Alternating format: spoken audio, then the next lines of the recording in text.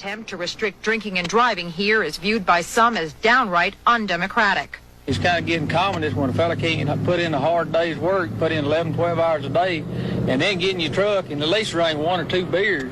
They're making it laws where you can't drink when you want to. You have to wear a seatbelt when you're driving. And pretty soon we're going to be communist country. All right, all right, all right, all right, all right.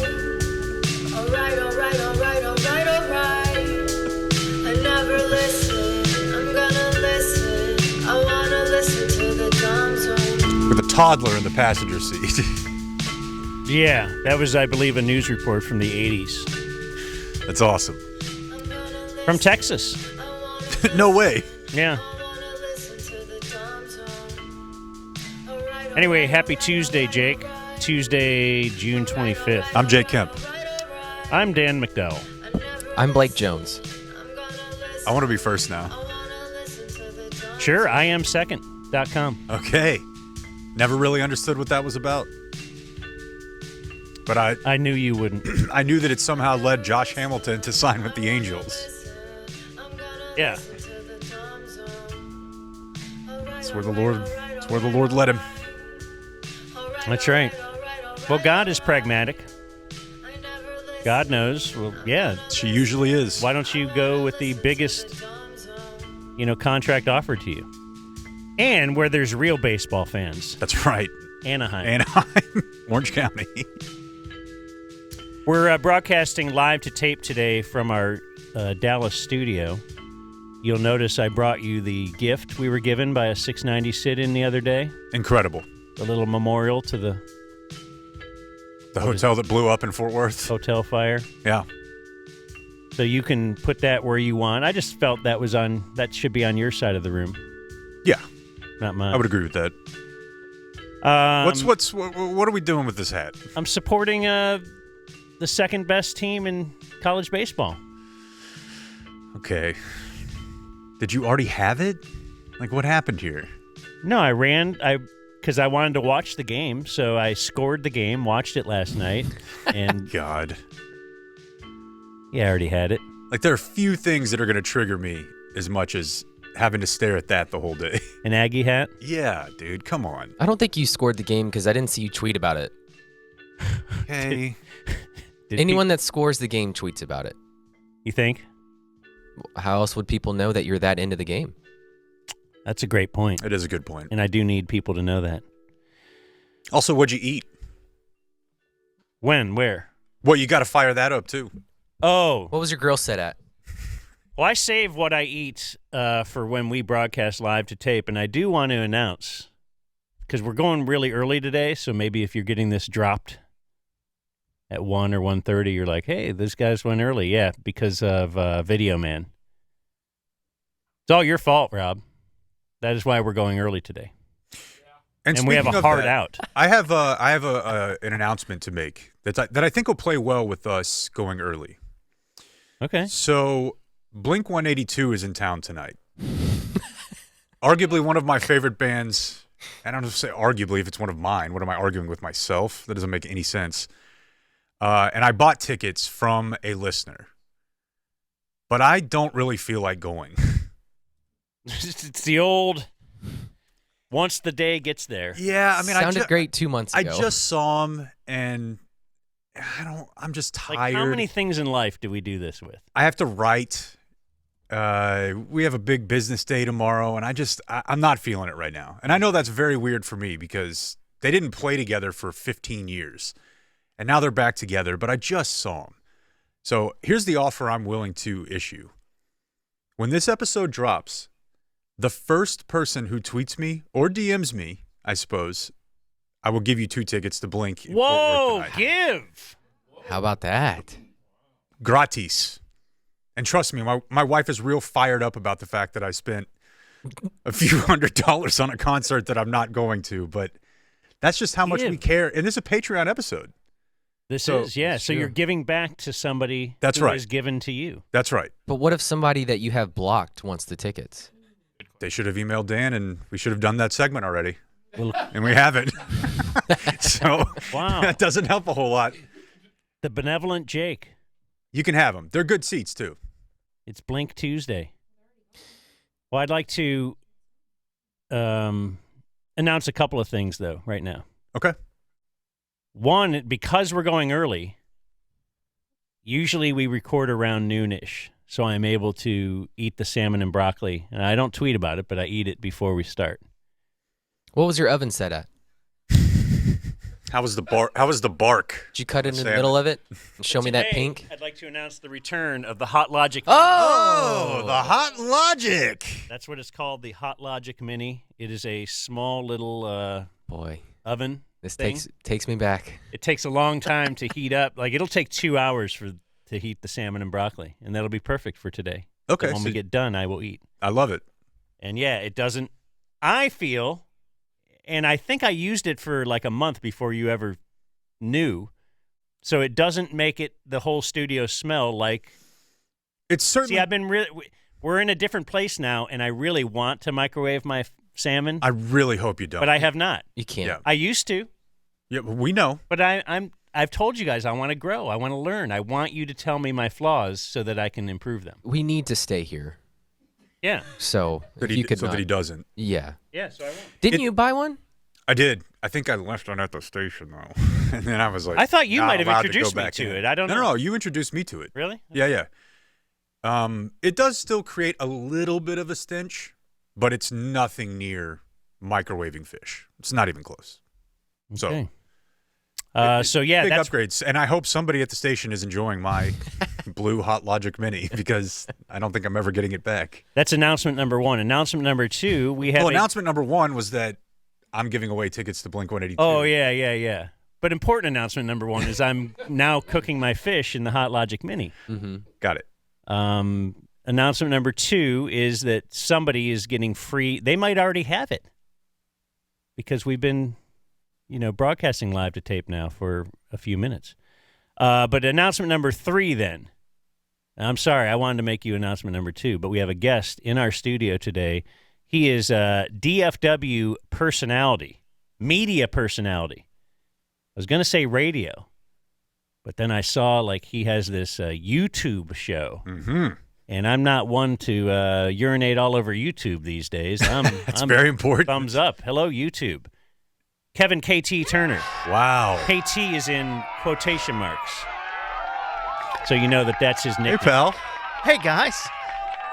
Oh, my God. It's been too long. I'm glad to be number 3. That's my number. 3's up for my guy. Okay. R.I.P. And Jake was on your little program last week. He was. Who's next? No volunteers? All right, we'll keep doing it solo. Yeah, that'll be good. Yeah, you can get Rob. We'll get Rob. He's off early today. He looked real excited about that. Let's do it right after this. It's kind of crazy. 13 billion years of shit has happened, and here we are in this room together, guys. I know. Look What do you at think us. of the place? It's amazing. It's pretty sweet. We it's kind of our own studio, which is an old dream. So we don't have to unplug and plug in our headphones every day. You can hang something on the wall, and you're allowed to do it. Mm-hmm. It's all good.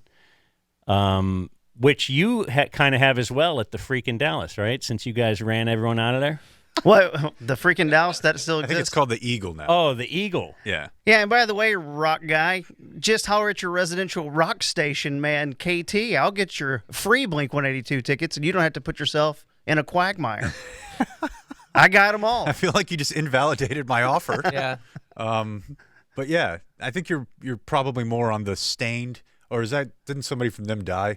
I don't know. It's weird. Yesterday, they were playing the Killers, and I was bopping along. And Okay. then it was followed up by, Rob Zombie. Yeah. So I don't really have much to do with the music selection. I just go there. Yeah, but Jake's way, you don't have to answer a keyword question or a trivia question and call at the right time. Right. You literally just have to tweet or DM me, Yeah. and they're free. You do have a robust resume. My God. So you worked at the Ticket, Weekend Guy. What did you do there? I think Sports Sphinx. 15 years ago? I was overnight board op first. Okay. And then, you just crawl your way up to doing tickers. And then maybe Bob or Dan will notice you and say, we are so exhausted with Game Show Fridays, and we need someone to go ahead and do one. Yeah. I think we Or- created a monster there because Yeah. you do too many game shows on the Freak That's what was told to me. or the Ticket or whatever you're on now. Everywhere I've been, The Eagle. I've told, and I was like, I really don't do it that much, like purposely. Uh-huh. But it doesn't matter. Once you do it, it's the thing that Now you're you're a known game show for. guy? Yeah. Yeah, so okay, fine. So, and this is why Pat Sajak's talk show failed. I imagine this is why you never saw Bob Barker do really anything else besides Happy Gilmore. Once you're game show guy, you're game show guy. Yeah, you kind of. That's a good Yeah. point. You do kind of have to roll with it at that point. Drew Carey did it right. He was comedian and had his own sitcom. Now he's game show guy. And you There's no settle getting into out of game that. show guy. Yeah. Yeah. Don't you love that? He'll do anything for the show, and then once it's over, be like, I was never really that guy anyway. Yeah. Yeah. Magic Johnson tried getting AIDS and doing a talk show. But ultimately, You should try that. Did he do the right order, though? yeah. You don't know. Does he get AIDS without basketball? So There's- KT, There's no chance, right?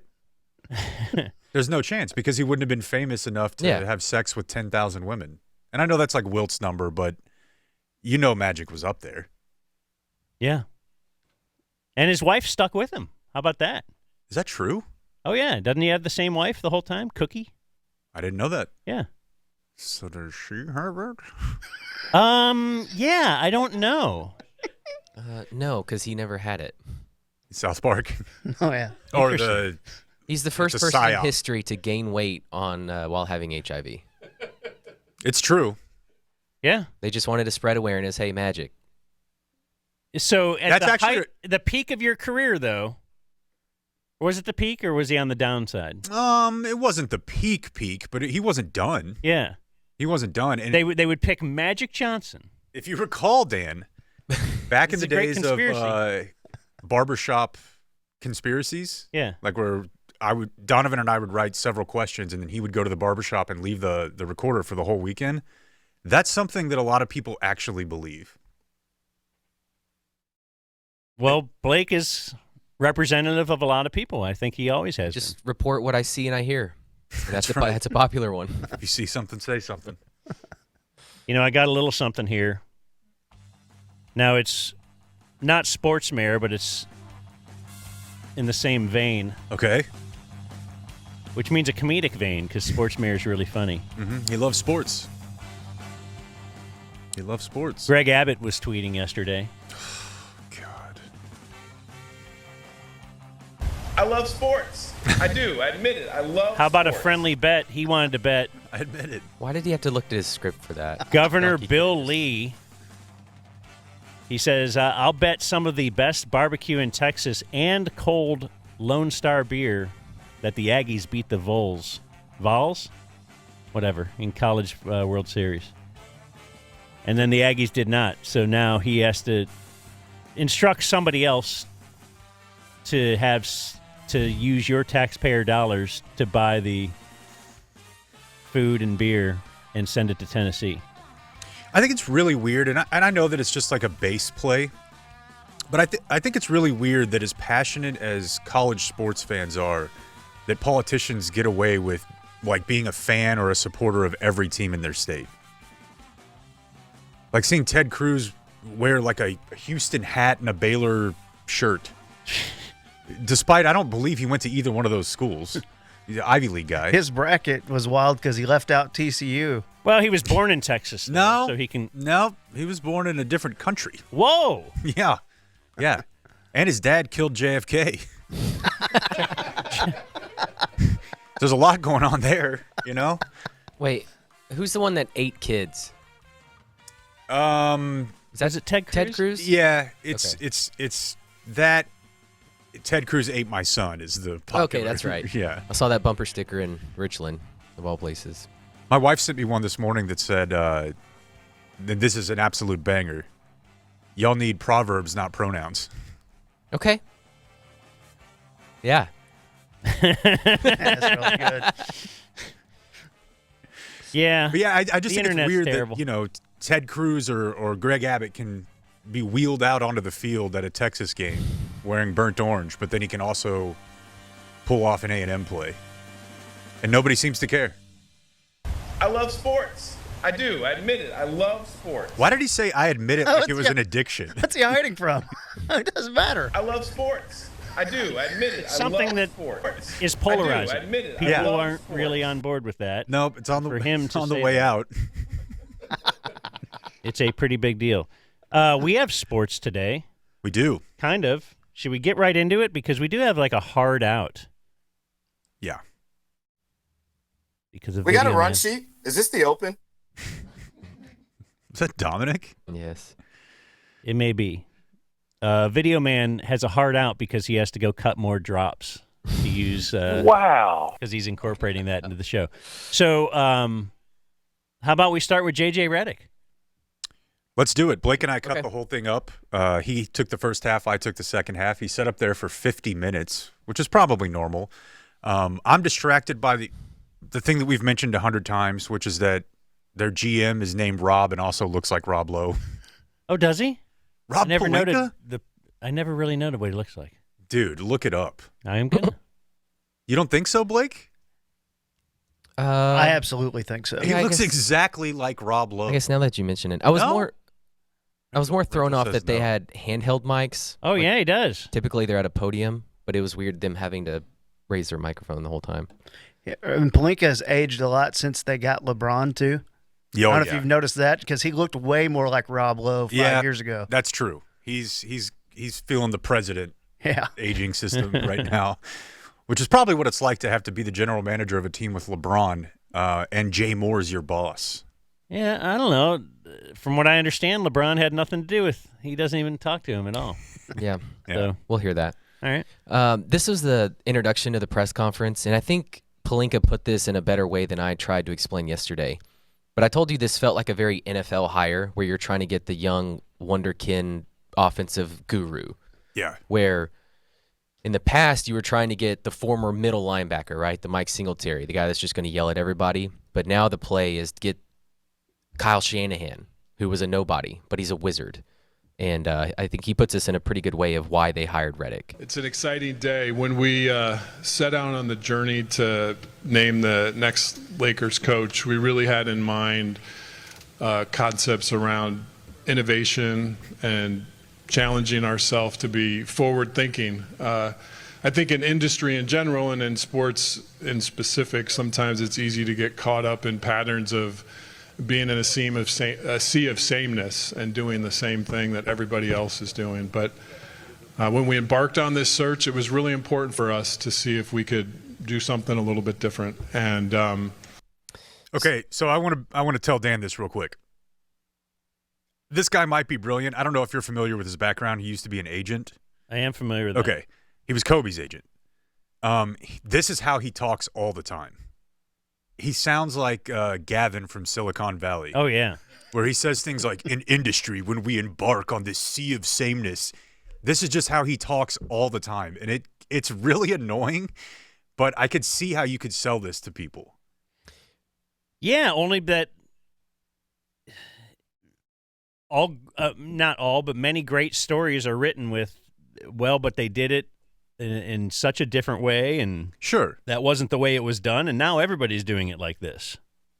Yeah, and I don't know if he gets hired without Bob Myers being very successful with Golden State Warriors, because Bob Myers was an agent at, I believe, CAA. If not, then one of the bigger agencies, and that's around the time that they hired Pelinka. Yeah, I guess I meant not the Pelinka hire, but the JJ hire. Like, but they're both kind of outside the box. Yeah, the Pelinka hire I questioned from the get-go. It seemed very odd. Yeah, especially since Magic was still there. I'm pretty sure. Oh, yeah, and then they were at odds, and that's why Magic that, and because he wanted to tweet about different things. Don't you remember him saying that? All right, so let's go a little bit out of order because he's explaining how younger players in the younger generation learn differently than they used to. Is this a GM of a basketball team, or is this a guy at a conference trying to push like the new tablet? JJ and I have had some really robust conversations around innovation and sort of even gamifying player development. Bingo. If you think about a 20-year-old basketball player today and maybe a 20-year-old basketball player, I don't know, 10, 15, 20 years ago, the modiums of learning are completely different. I mean, we all probably, some of us have kids. We have nephews, nieces. Kids and athletes are learning in new and innovative ways. So we've talked about how do we translate Coach Redick's offensive system to app-based or a phone-based deliverable, where players can be buying into a philosophy and learning it in a way that meets today's young player. And I think innovation's got to be at the core of that. We have a vision for, to your point, of hiring out his support staff in sort of this tech, bullpen way of getting innovative minds to help bring his basketball strategy and bring his basketball philosophy to life in a way that our players can grasp it, learn it, and actually grow their basketball IQ. God. Modiums of learning. Yeah, gamify. And now you have to have app-based or phone-based deliverables. These kids, These kids and their phones. I mean, they already watch film on a tablet. That's not that and I think, though, new of an idea. I think the point that coaches have always said is there are, there's 3 different ways of learning, watching, doing, or I can't remember the other. I'm not a coach. But the point is, not everybody really learns the same way. Yeah, you meet people where they are. Sometimes, like me, I have to write something down. And then that makes it stick in my head more than if I just read it. Some people need to be screamed at to be motivated. It's true. Some people that would just turn them the other way, and you need to kind of baby them, and that's the stuff that I feel like JJ Redick has no idea what he's getting into. Yes, he might. He's known as analytics strategy guy. How much really can you change things in the NBA? Or in you can't make LeBron younger. Yeah. So, but how much X's and O's? Yeah. You do want to have strong X's and O's, but how much can that? Look at Popovich, great coach. But if he doesn't have the right players, then they're not going to be a good team. So how much, and the expectations are super high, which probably some of this audio gets into. But as Dominic said yesterday, it's just wild that his first job is head coach of the Los Angeles Lakers. And he the Nets have no history talking about that. Huh? The Nets have no history. Right. So when they hired Steve Nash, it's okay. That was a great experiment. Sure. And hey, let's just try and get 2 big superstars, let them run everything, get their friend as a coach. It was very interesting no matter what. And they were actually pretty good. Well, they actually had to fire Nash to get there, right? Yeah. But, they did prove getting the 2 big superstars. Now, they were kind of headed perhaps for the NBA Finals that year. They were toe on a line. Was Nash the coach for that? No. He had been fired before that, right? Really? Yeah, I'm almost positive. Okay. Like the end coach for Kyrie and Durant? Yeah, because that was the year that Kyrie was hurt, which I thought was Nash, but I could be wrong. Didn't the Nets do Jason Kidd right out of his career 10-plus years ago? Yeah. Yeah. But, yeah, I guess, and Jake's point is, just some spare franchise doing it is one thing. The Lakers. Yeah, Jacques, they fired Steve Nash seven games into that season. Into the season, they ended up being really good. Yeah, they had a and pretty that's good. When Kyrie. Wow. Yeah, Jacques Vaughn went 43 and 32. So Kyrie wanted better. a max, and they weren't willing to give him that mid-season. And that's when Kyrie said he wanted out. Yeah. So Palenka was asked, did the podcast help Redick get hired? Even if it wasn't direct conversations with LeBron, how, if it did that podcast factor into the process of the interview and all of it? I think at the core of a really good NBA head coach, one of the core necessities, especially with today's player, is communication. And I think JJ's one of the best basketball communicators out there, period. Hard stop. Anyone that's Hard paid stop is attention bingo. to what he's Bingo done for and sure. built and his interaction with players and coaches and executives, he's special at that. Let me translate. Yes. Yeah, yeah. Yeah. It had a big deal sure. to do with it, just like broadcasting has a big deal to do with certain guys getting to the Hall of Fame or just staying, top of mind. I think it was huge. By the way, we did mess one thing up, and I knew that as we were talking about that, we did. Nash did coach them to the conference semis in the year that they lost to Milwaukee. But then if you recall, the next year they got swept. Okay, so he was the coach for the toe game. Yes. Okay. Oh, the toe game, The yeah. toe game. Okay. No, I'm just making sure. I just meant when Kyrie left. Nash Yeah, was yeah. no Oh, longer. yeah. I'll jump in here real quick with one of mine, Blake, because he was asked about the podcast. And that's on sports. Am I up, Rob? Yep. Okay. Audio box. Default output. Just as Bears, it's relevant to this discussion. You were one of the first players to have a podcast while he was active.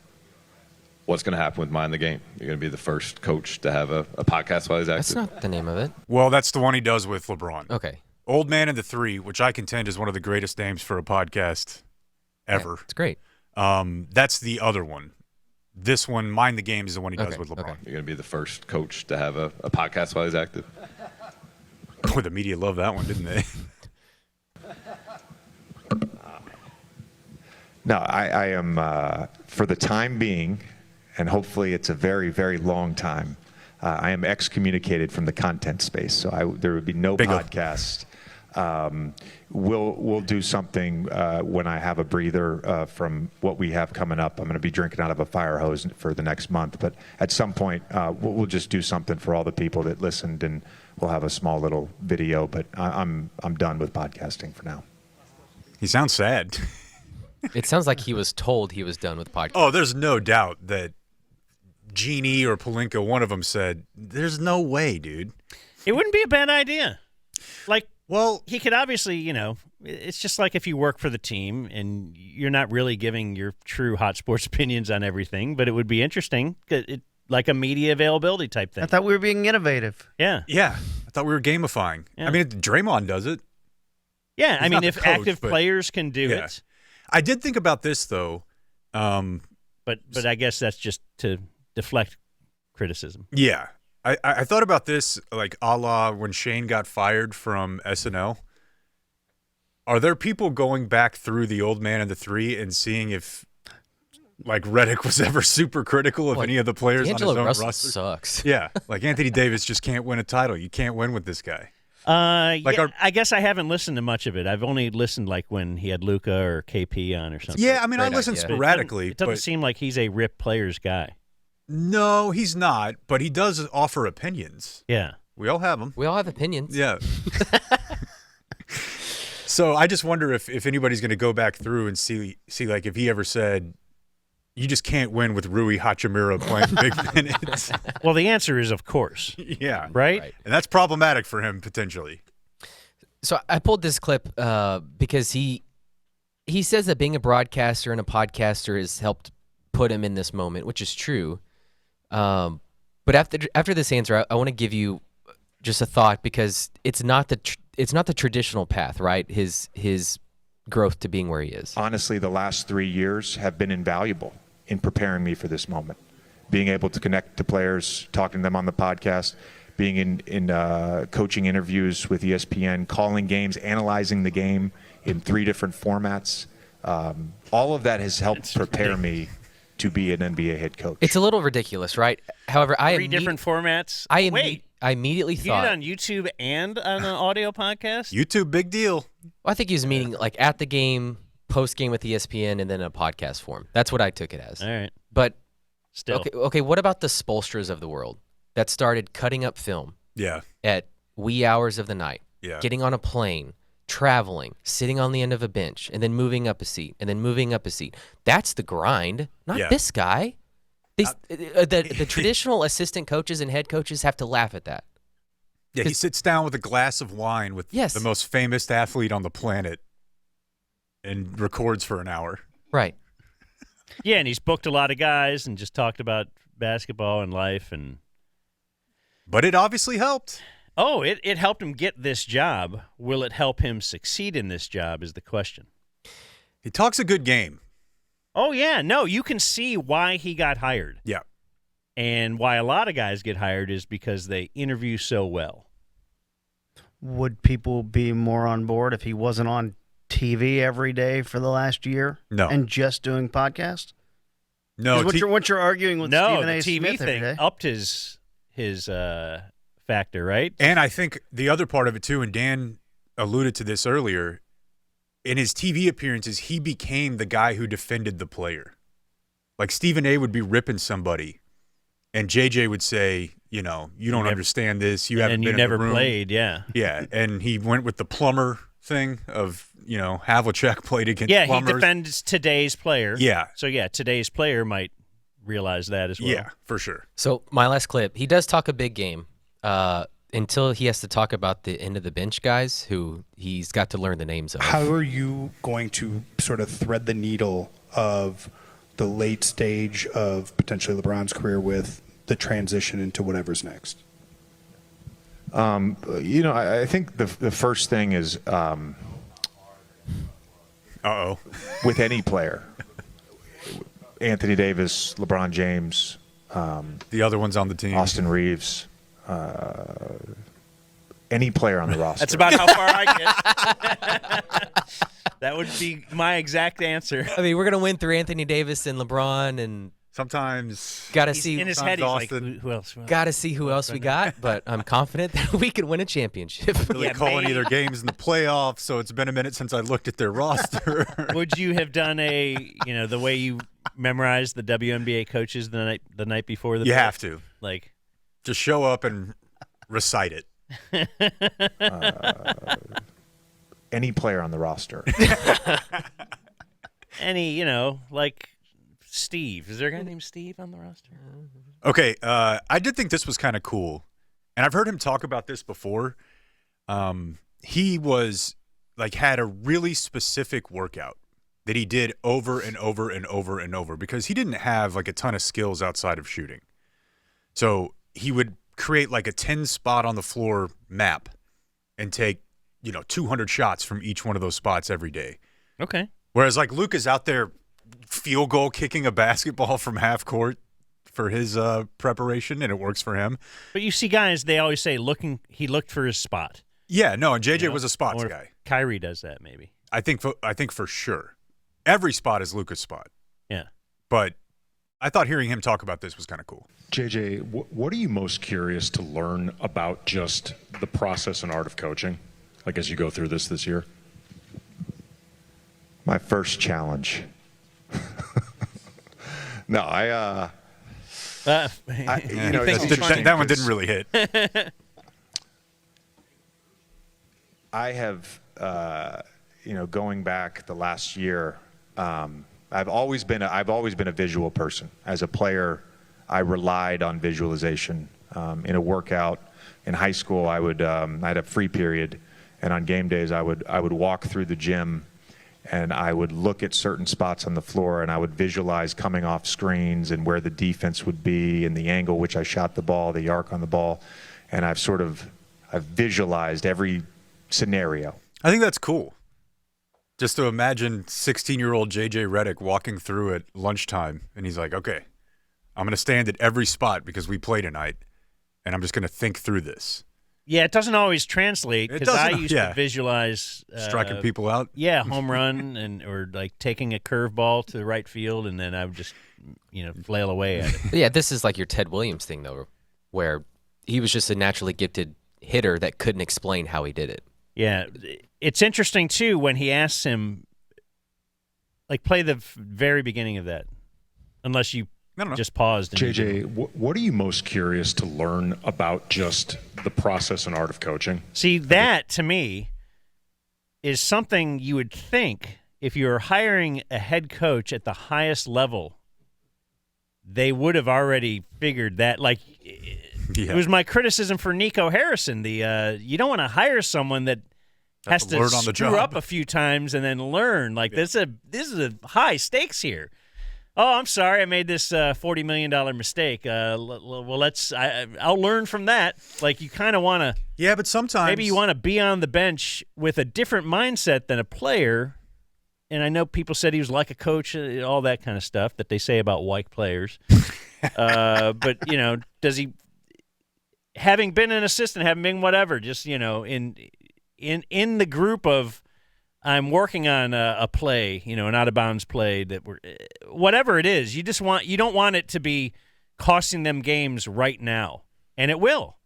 Yeah, but it might. The situation does matter because Nico is stepping in after the Mavs had just extended KP for no reason.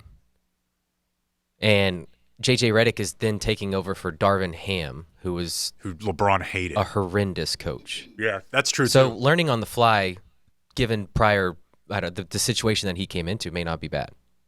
Yeah, and it's funny too because sometimes, and I'm just spitballing here. I can't think of any schools that might have done this. You hire a guy who's actually a championship level coach for your football team, and then you have to pay them $75 million to leave, even though they were already. So this hat is really going to affect you all day. That's all he's thinking about. I'm wearing my Aggie hat. Okay, so this one is funny to me because you see this with Luka. You don't see it as much as far as like Slovenian reporters, but they will send Spanish reporters, because he played in Madrid. So Rui Hachimura is of Japanese descent. So they have to send this person. Hi, Coach.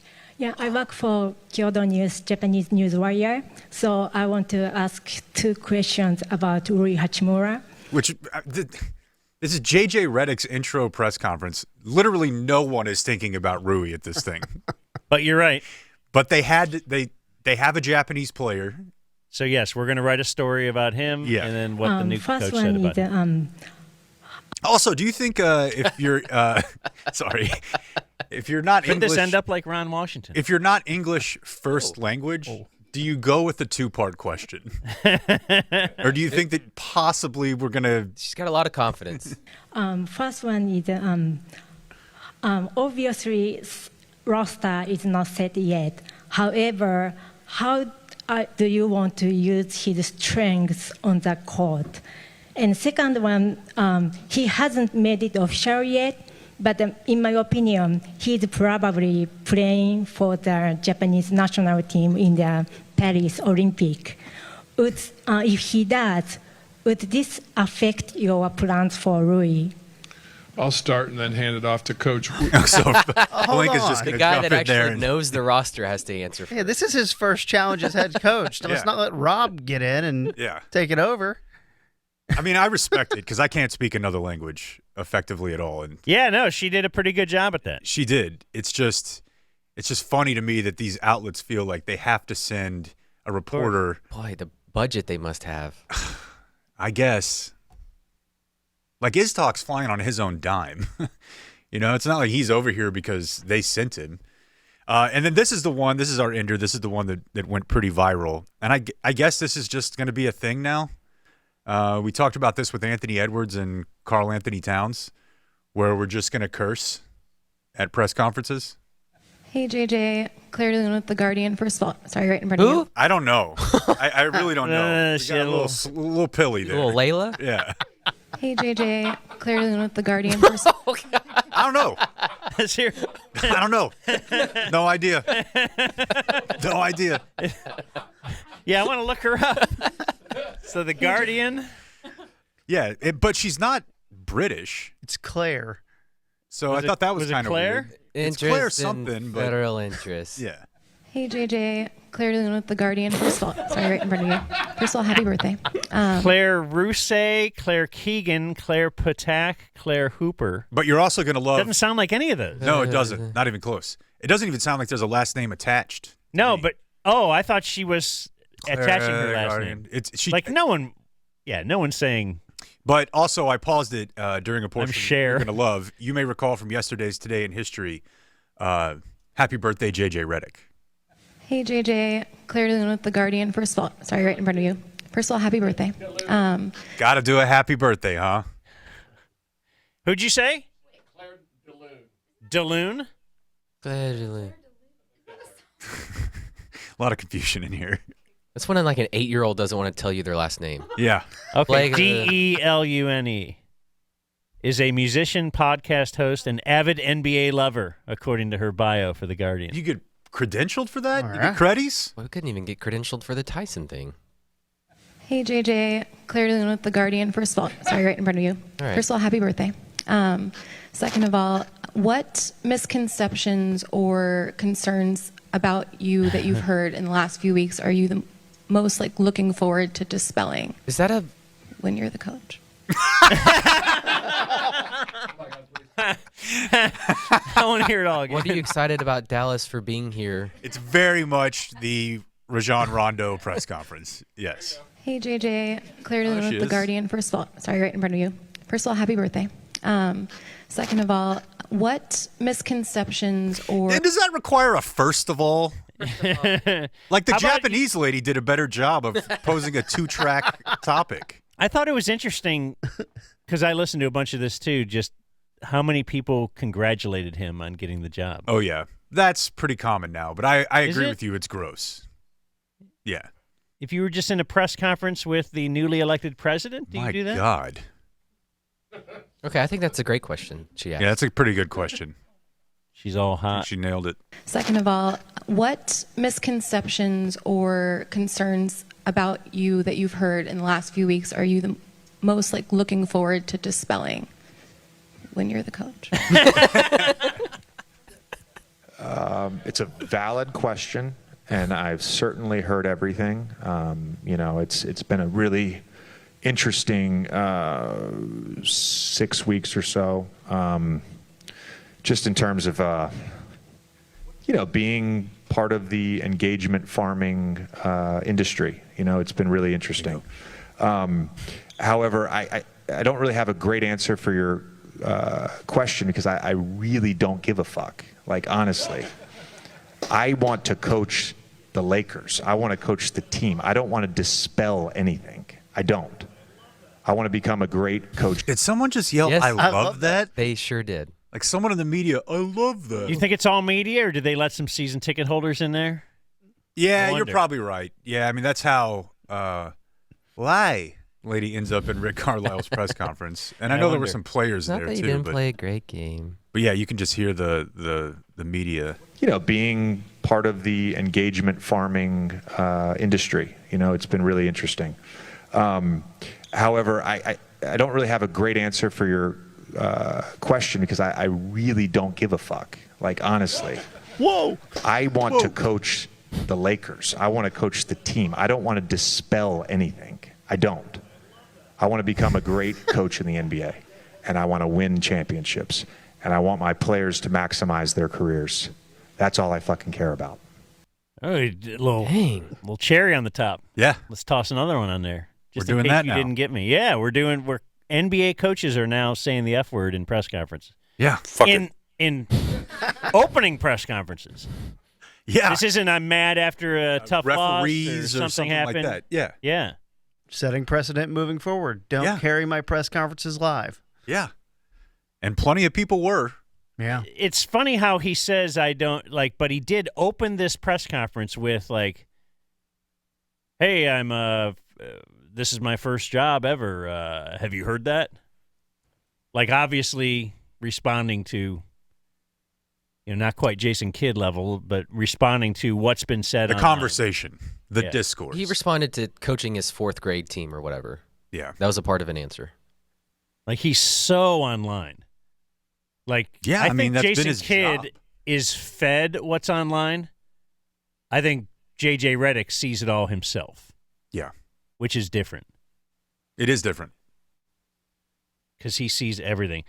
Like you. I'm Mr. Online for sure. And Micah. I mean, Yeah. this is something we're going to have to get used to. He had, like, I don't fault him for taking the job. Like, the meteoric rise of J.J. Redick is incredible.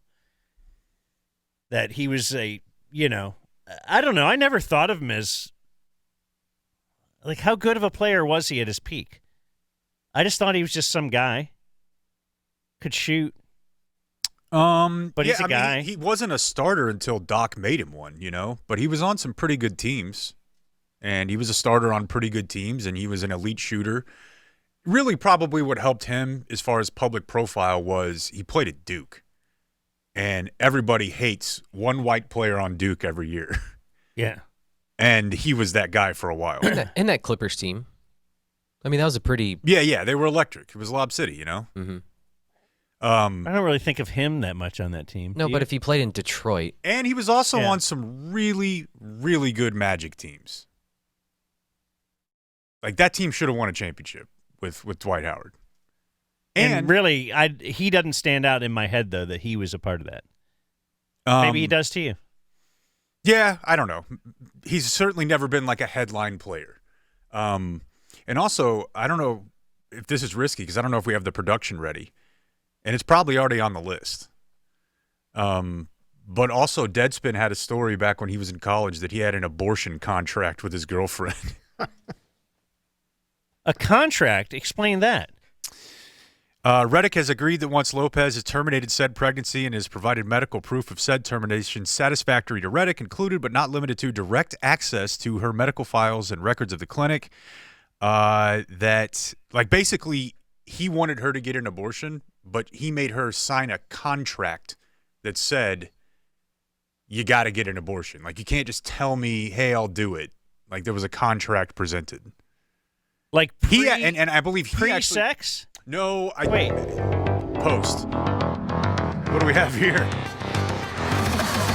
In the annals of time, celebrities have done some pretty fucked up shit.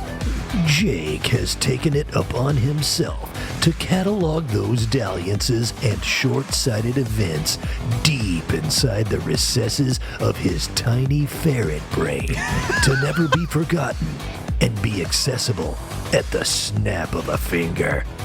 You have now witnessed Kim Spin number 500. Wow. What a moment, Kevin. KT, you got to be here for this? Hold on, here comes the cake. All right. Wow. Yeah. Wow. Let us never forget the abortion contract. Yeah. I really hope that one wasn't already on the list. Nope.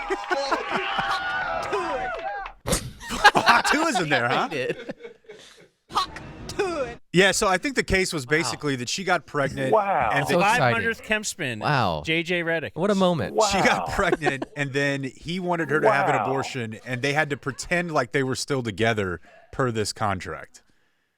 And this is like back in like maybe 2007, 2008. It was a big Deadspin story whenever he started popping off a little bit in the NBA. And it was bizarre. It was a very weird story, but I'm really happy we got to all experience this together. That's a really good Kim spin for number 500. Yeah, it's in the news. That's top and no notch. one brings this up at all anymore. Top notch. And I Nice think he job. might have denied some of it, but there are court documents indicating that this contract did exist. We have the signature. Yeah. Man. Wow. If only you were at that press conference. Yeah. What if the Japanese lady would have... How would that have sounded, Kevin? Oh, we can do it on the internet, right? No. He will fail. I mean, this is going to fail. I think he's going to do it. Huh? Kevin was thinking about it. Yeah. No, he was getting into character. I think we should hear what he has to say. I think I still have a job. I'm good. Now, if I had been fired. Yeah. What would that have sounded like? Well, he's probably going to fail because he's going to have to play Bronny 18 minutes a night. Because it's the whole LeBron. I mean, probably anybody who takes that job is going to fail. However, I will say if your goal is winning a championship. I will say this. They have the ability to be reborn like the phoenix rising from the ashes better than just about any team in the NBA. Why? Because they're the Lakers. Well, that doesn't make – I don't know, though. I used to say that, and you and I would argue with Bob about this, and then he ended up being right. Just because, oh, okay, this guy's available, they just want to go play for the Lakers. So, yeah, but they're in God such willing, cap it's hell not Luka. With the you can figure that out. No one wants to go into the second apron anymore. Right. Or that's a new bit. Yeah. And the second apron, because I heard Windhorst talking about this. Are you very familiar with the whole? Familiar enough, but I'm just saying it's that kind at of a some hard point cap. LeBron is going to be gone. And so will his $50 million a year. And already, though, they barely have any draft picks. Yeah. It's kind of the same bit with the Mavs. Yeah. Like they are what they are now, and when they're not, there's going to be a pretty tough period. And I think they're kind of like just trying to cling to anything. And you know, they're debatably not a playoff team in the West. Yeah. They're a bubble team for sure. And LeBron will be 40. And he's great. He's the best 40-year-old ever. He certainly beats Jordan in that. Right? Is there any argument about that? He's better than Jordan at age 40? He's better than Kareem was at age 40? He's better whoever was age 40? No, his longevity is unparalleled. There's no doubt about it. But Anthony Davis is 30. It's not like he's young either. That's an old 30. That is an old 30. Boy, yeah, that surprises me. He feels 35. But he had to take the job because when it fails, he will not only be able to come back, obviously, you can then podcast and get right back to ESPN or whatever network, and you'll be one of the top analysts. Because that's how it is. But even when he will get maybe even another shot, even if this fails. Because it might be the old, well, that was his first time, and he learned he made a lot of mistakes, and he learned from them. Look at Jason Kidd.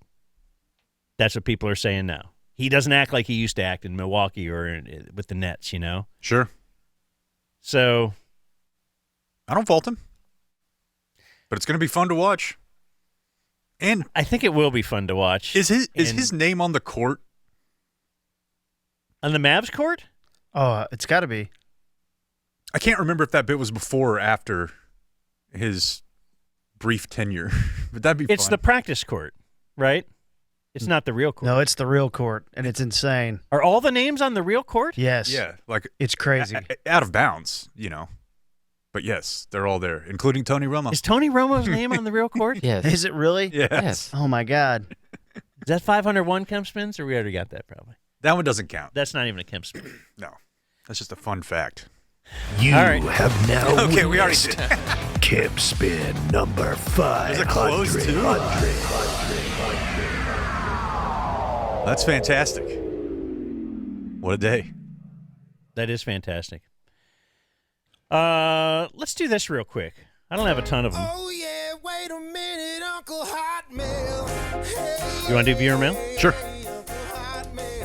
I already started it, so it's weird to ask. Yep. And since we started early, I should check the phone for anything new that's come in.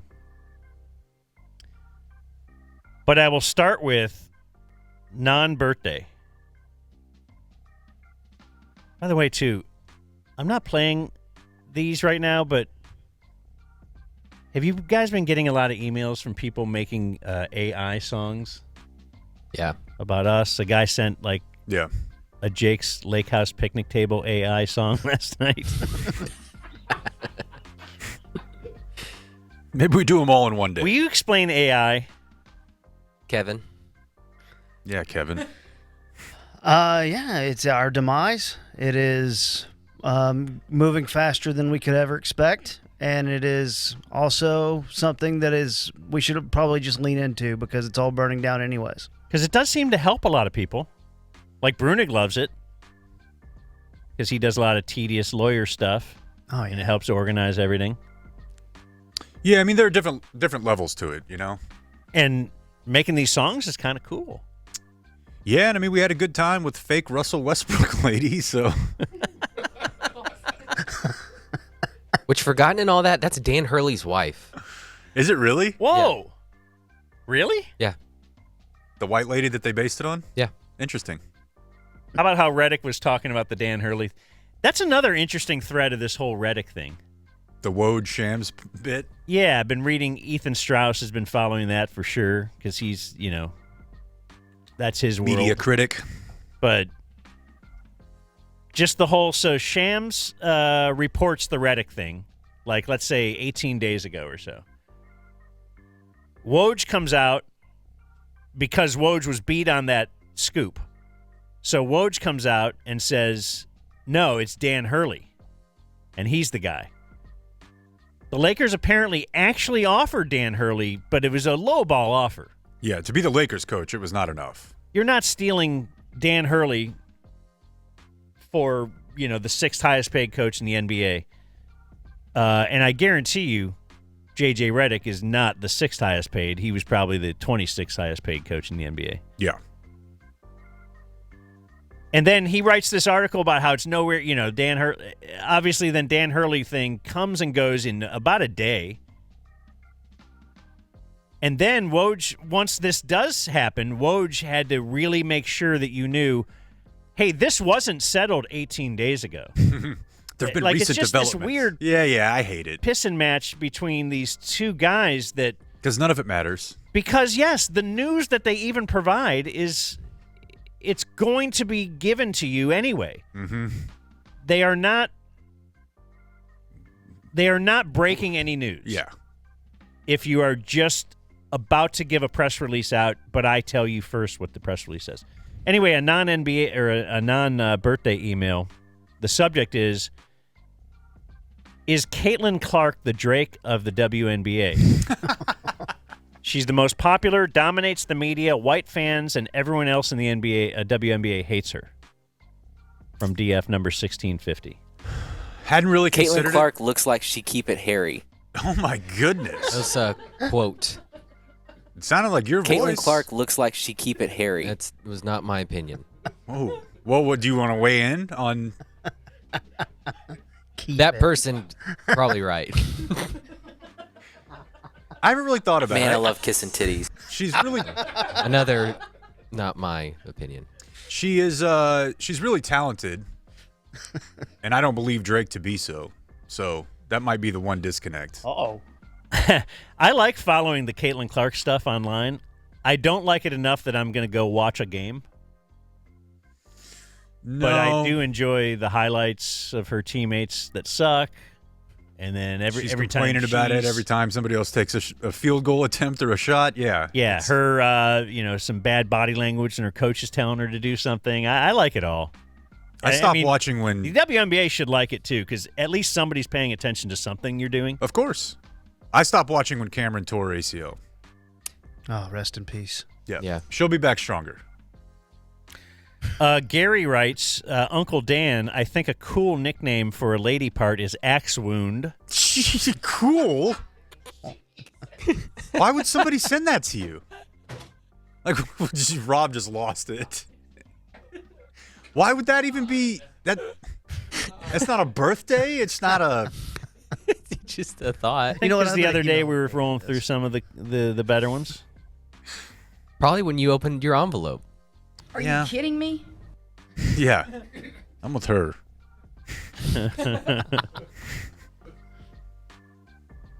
I have a quick one if you want to play give and go. This is from my good friend Nathan. He says, one theory I have, okay, so yesterday's episode, I told the story of my Uber got pulled over. Yes. And it was a really weird deal because they ended up telling the guy, he got pulled over for speeding in a construction zone, and they ended up telling the guy that the confusion was that his license plate was dirty. And by that, I don't mean illegal, I mean physically dirty. So something we've never heard before. Never heard before. Nathan says, one theory I have on the cop saying the license plate is dirty to the Uber driver. Police cars now have multiple cameras consistently scanning license plates. The Uber driver might have had dirt or mud, or you can buy stuff to put on your license plate to block cameras picking it up. People use these to beat tolls. And people might, police might have used their camera, and it couldn't pick up the plate, and they use that as a reason to pull them over. So, like, the police, every time they drive by, there's a constant stream of photos being taken, and this technology might be able to say, hey, that plate is obscured from us taking a photo of it. So they said, we're pulling you over. The beating tolls thing. Yeah. Interesting. He says, every time a police car drives by your car, the camera takes a picture. Tow trucks also have that technology while looking for repo cars. There's just a database, and the tow truck drives around and constantly scans all of the license plates really that it interacts with. And if that car needs to be repoed, they just stop and tow it. That's wild. Am I dumb for thinking that I thought they scanned the barcode on the toll tag and not your license plate? That's a good question too, though. Because otherwise, why do you have it up there? Need it? Yeah. No, if you don't have the toll tag. Oh, okay. If you do have it, I guess Okay, it does If that. you don't have it, they have to take a charge you picture. somehow, Yeah, so they yeah. take a picture of your plate. Okay. Yeah, it makes sense. Anyways. Hey, Dan, my birthday is Wednesday. Read this on whatever sode you see fit. It's my Luca, because 7 times 7, or Charlie Huff birthday. Okay. I'm 49 if that's too hard for Jake. I'm a I day. could do single-digit multiplication. I'm a day 28, subscriber number 4544. My bad, but I'm still number 1 in your 690 hearts. So this is from Scene. Mm-hmm. You guys know Scene? Oh, yeah. He's the guy that started the whole 690 sit-in bit. He once mailed me a check for $690. You guys didn't do dick. I wrote him a little note, sent him some merch, said thanks, and included my phone number because he said he lives near me. If he wanted to ever, I don't know, whatever. That's my currency. Like, you got my phone number, bro. Yeah. Like, that's all I got to give you. People are like, oh, cool. Then they send me wiener pics. I said wiener again. Anyway. Streak continues. So then, one time he texted me and said, hey, I'd like to, join you guys, sit in the den and watch the show. And then we told the story of how he sent a $690 check. So it's all organic here. And then we kind of said aloud, hey, if anyone else sends us $690, they could sit in too. And then it was born. We opened a Venmo account. And the riches rolled in. People are sending $690s. Kevin paid to be here today. I think we have one Thursday. Yeah. Probably one Friday too, right? We've got a couple of these a week now, and it's good times. It's a revenue stream. So what is that Venmo account, Blake? We still doing it? Yeah, Venmo at the Dumb Zone. Someone actually sent me an email this morning saying they want us to do something for their birthday in October. And yeah. So I sent it to you. Okay. Thursday's episode at the Dallas Athletic Club. So if you're a member, we'll be out there. What does that mean? What will we be doing? Well, we're gonna do the podcast. Julie said she'll be there. That's where Julie plays tennis. Cool. I go play golf with her husband there sometimes. You remember Julie before you fired her? Okay, I didn't stab everyone in the back. Whatever, dude. You still have your I job. too was fired. Oh. It was just then That's interesting how brought back because I am well liked in the universe and I've proven I can work with anyone. Is that the head coach being fired and demoted to defensive coordinator or something? That's what I've always said they should do. Is that your dream? Yeah.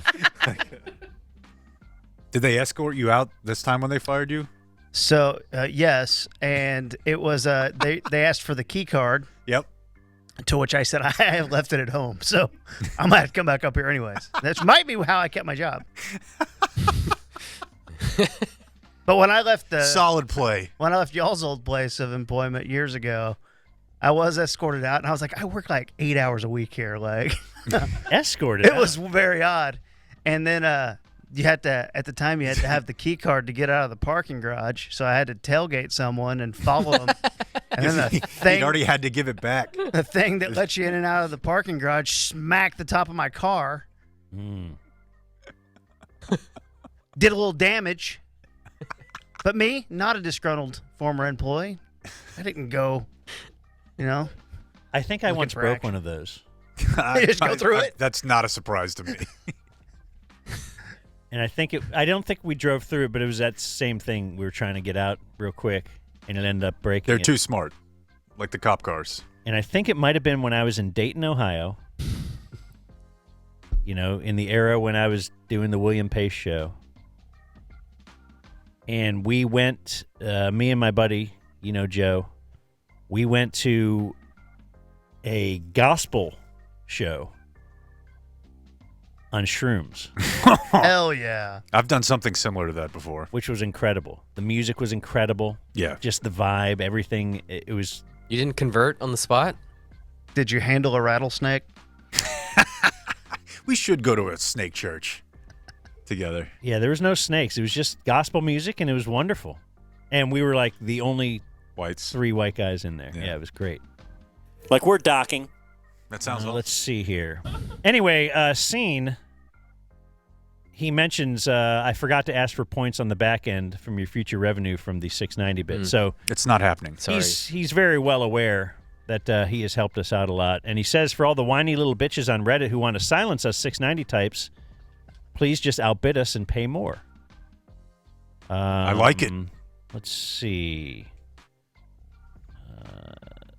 And then he has a note that says, Dan doesn't do it. It's weird Dan doesn't do anything publicly for his birthday because he's not 12. I don't like to celebrate my birthday because I think it's for little kids to do. Yet his job is to read out other people's birthdays back to an audience of other people wanting to hear their birthday someday. That's a good point. Sorry this rambled. It's also a really long email. Sorry this rambled, but I've made you dozens of dollars. He's got a point. From Scene. It's the only way he's getting away with this. He has some ideas about your weekend wrap-up show. My little show. Some ideas to call it maybe Weekend Momentum, Stableford Scoring Saturday. That I like. I actually do love that. I like. Or It's Giving Recap. I like that too, though. He's got some ideas. We should hire him. Sorry, Rachel, you're... My Dirk Nowitzki birthday is June 25th. That's today. I sent a Jake level Venmo. David Coleman. Oh, maybe his name. What's happening? I don't know. I don't know what he's writing here. Sorry. What's going on? This is from Trey Coleman. Okay. I would also like to put in for a 690 sit-in at some point. Okay. I should send you this one, huh, Blake? Anyway. And one more, sorry. Happy 38th to my brother Greg Tepper. Oh. Teppapalooza. His leaders are good guys with the crowbar, Ted Emmerich, and the Tex Ags. Howdy. Online community from DF Tony. The great Greg Tepper. That'd be a cool bit, because we did Matt's birthday like a week or two ago, and they used to always do like a joint birthday party. Like if you were actually friends with your brother, and you had birthdays within a couple weeks, and you just do one big, they called it Teppapalooza. That's the one I went to one time, and it was awesome. Man, I wish I had a last name that was like cool for stuff like that. I know. Like Kemp is. Kempspin? Hemp? Yeah, but I got a lot of wimp, too. A little wimp? I tried to play pimp, but... Pimp? Yeah, that'd be awesome. Jake Pimp.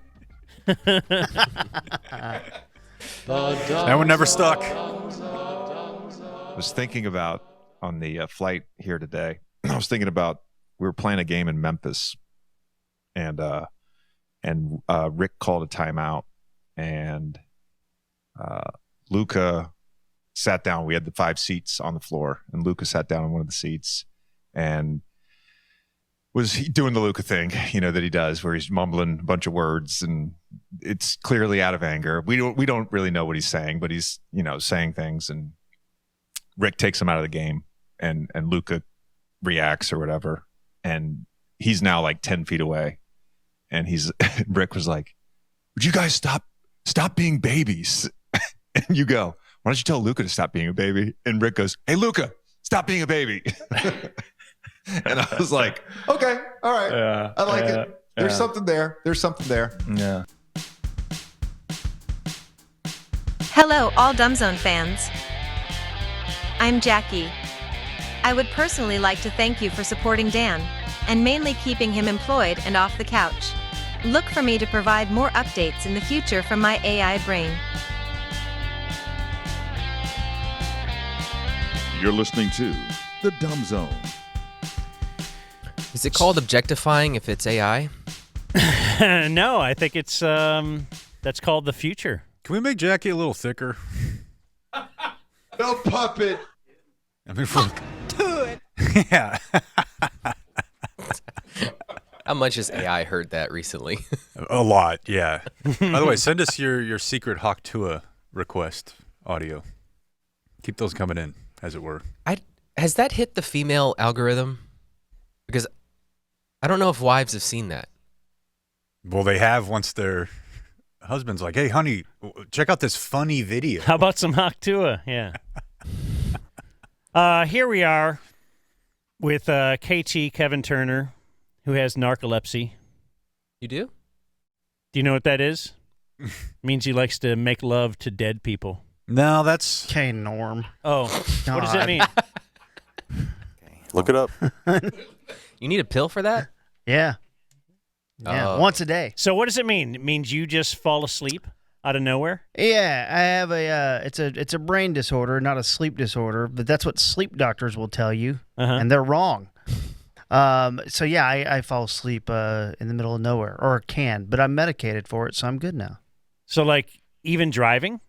Yeah, definitely. I mean, that's what made me really get serious about getting it checked out is when I crashed into someone. For real? Yeah.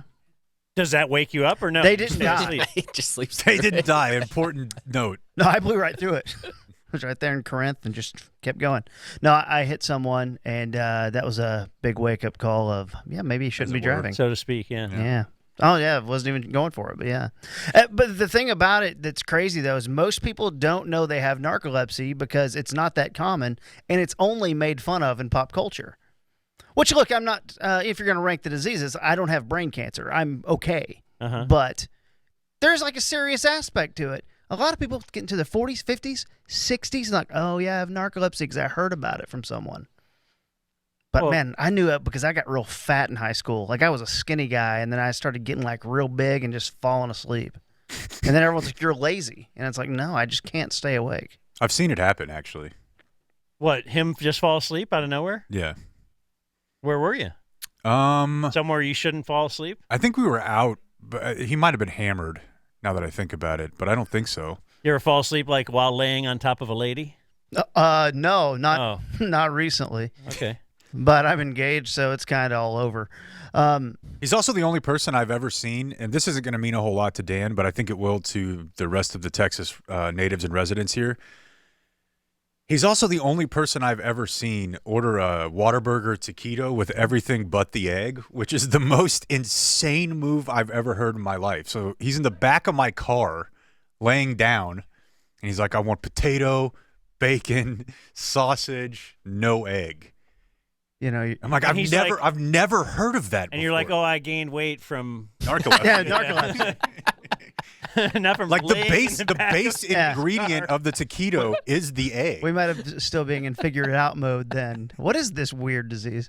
You know a guy for 15 years, and the one thing that he can really fondly remember about you is that you don't like eggs. It's just an insane order. It was the weirdest. Machine and I laughed about that for a week. I think it's wild that everyone just assumes that everyone likes eggs. Well, Like, it's a everything breakfast is like, burrito. it's there. Nobody eats a breakfast burrito. Yeah, why would you ever say I'm going to go in ordering this? Just because all the other stuff is on there? No, because I don't want the egg on there. You could just order something that doesn't come with egg. The potato can serve as the softness of the egg, though. Yeah, but I don't want to go through that if you're ordering in my car. It's too complicated. No, and for real, the people at the drive-thru were like, I'm sorry. Yes, I don't need that. They were beaten. They were very confused, but they seem to view it as novel. Well, I was 23 and highly liquored up, too, at the time. So you've had trouble sleeping in the past, right? Yeah. So is this kind of like the flip side? The skinny girl or so, like just complaining, oh, I can't gain weight. You know, you've heard people do that, and that's like annoying. This guy can sleep anytime he wants. Yeah. You know, the other famous narcoleptics are Jimmy Kimmel, and he's talked about it. Like, his wife will get mad at him, like she's like talking about an idea because they work together, and he's like, "Yeah, she was the writer, right? Yeah, I think she's the head writer now, and she'd have an she was idea. just the writer until that. So that's why it's not funny. And he'll just go to sleep because he can. And then I think Ron Jeremy's the other famous narcoleptic, and former Longhorns linebacker Sergio Kendall, who once fell down a flight of stairs. That was a real thing. Yeah, and I think you wrecked a car too. Yeah, maybe at one point. Tough. But working with, I should have brought the clip because Julie just grilled me because the biggest obstacle I face with it is when I think something's about to be funny, like I think I'm about to issue a real heater of a joke. Then I'll kind of start losing consciousness a little bit, and my face will kind of sag. I will have a mini stroke. Mm-hmm. And why do I laugh at that? Well, it's funny. Well, and you only deal with this with people you're working closely and intimate with.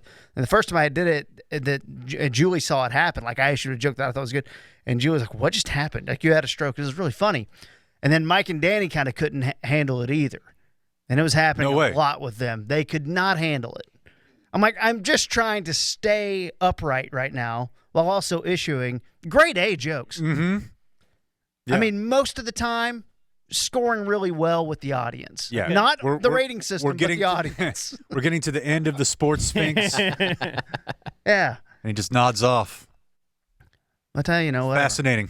It's not about me. This is about the dumb zone. Don't you have trouble sleeping at night? Yeah, absolutely. Yeah. I haven't slept for more than 2 hours at a time since I was probably 14 years old. Whoa. Yeah. What's it like to sleep through the night? That's so ironic. I know. Yeah, it's weird. Wake up a lot. So you must just get so much done. No, not really. Must be working out a lot. Actually, yes. Okay.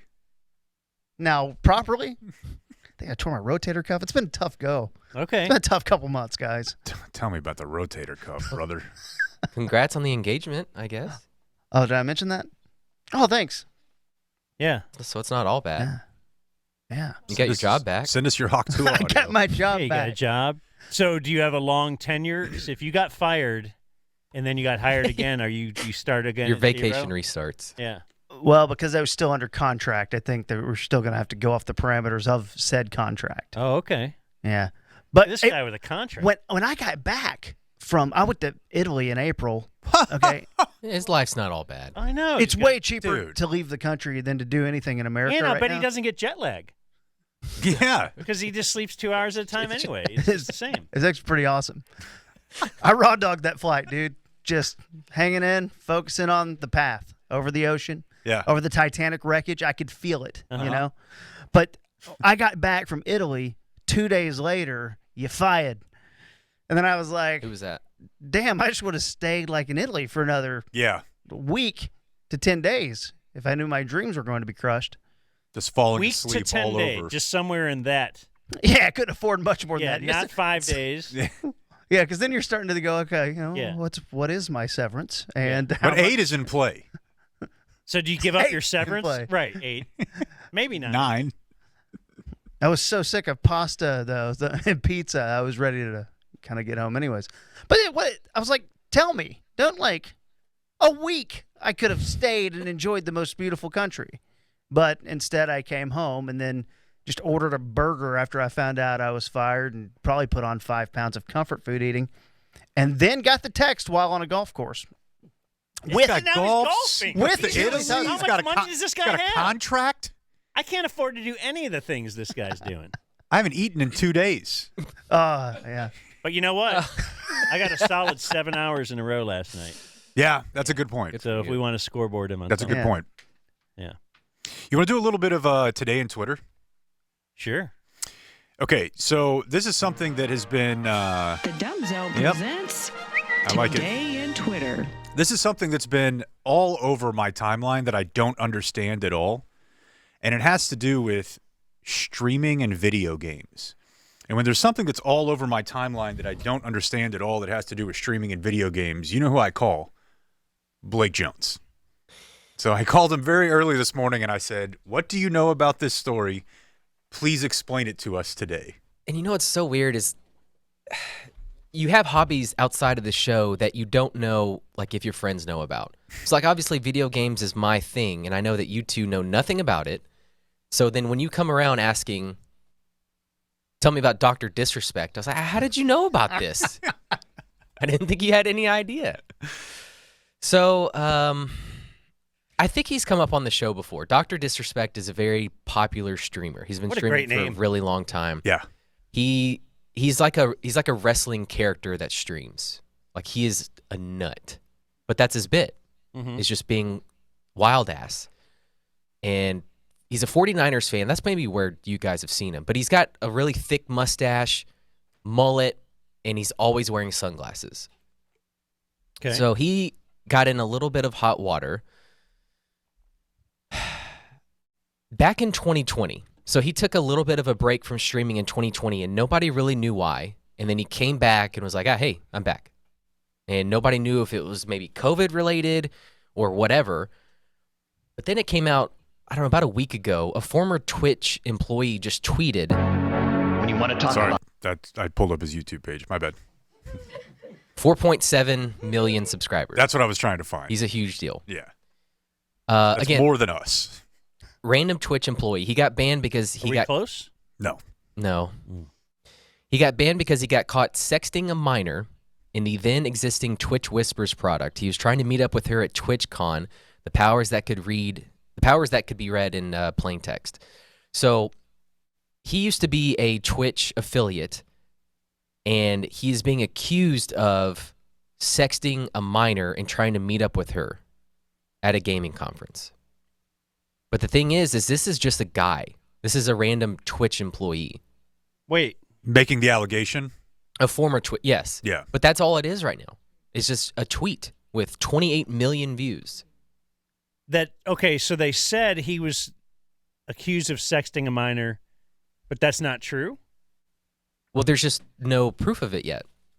And when a guy who worked for Twitch basically said, hey, we were able to read, they used to have a program, I guess, where you could message via Twitch. Oh, okay, okay. And they caught wind of this and have been sitting on it for, that's the weird part to me about it, is that it happened a few years ago. Yeah, so it happened in 2020 through Twitch Whispers. But he didn't screenshot it or whatever? No. I'm assuming this is kind of like a Cyberdust thing.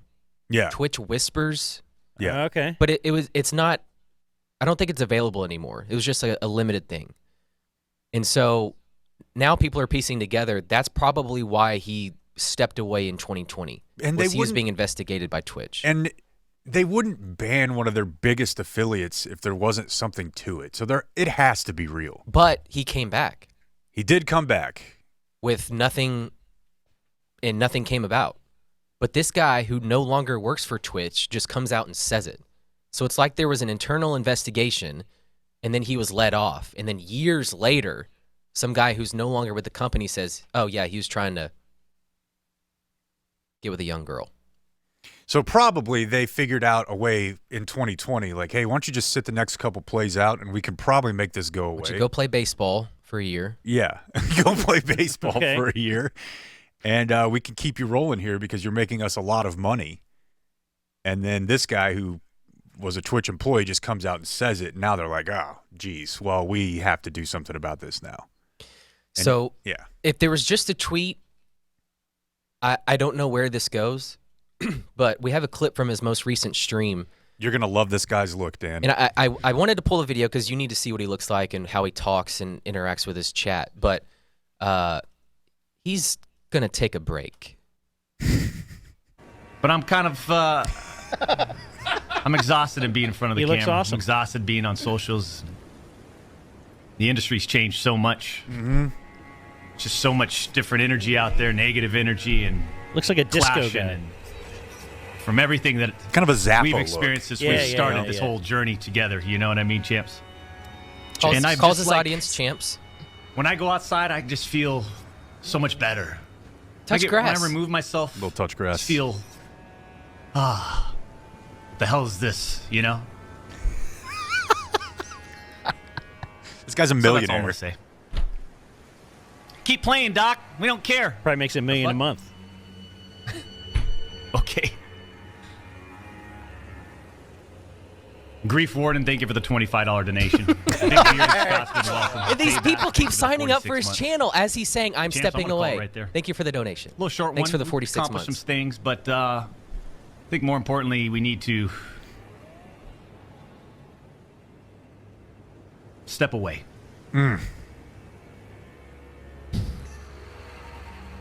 It's hard. Look at him. He's so ridiculous. He's so sad. I think when I say step away, I'm going to have to.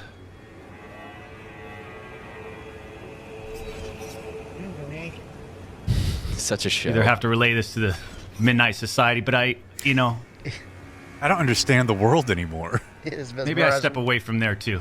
Just completely remove myself from the scene.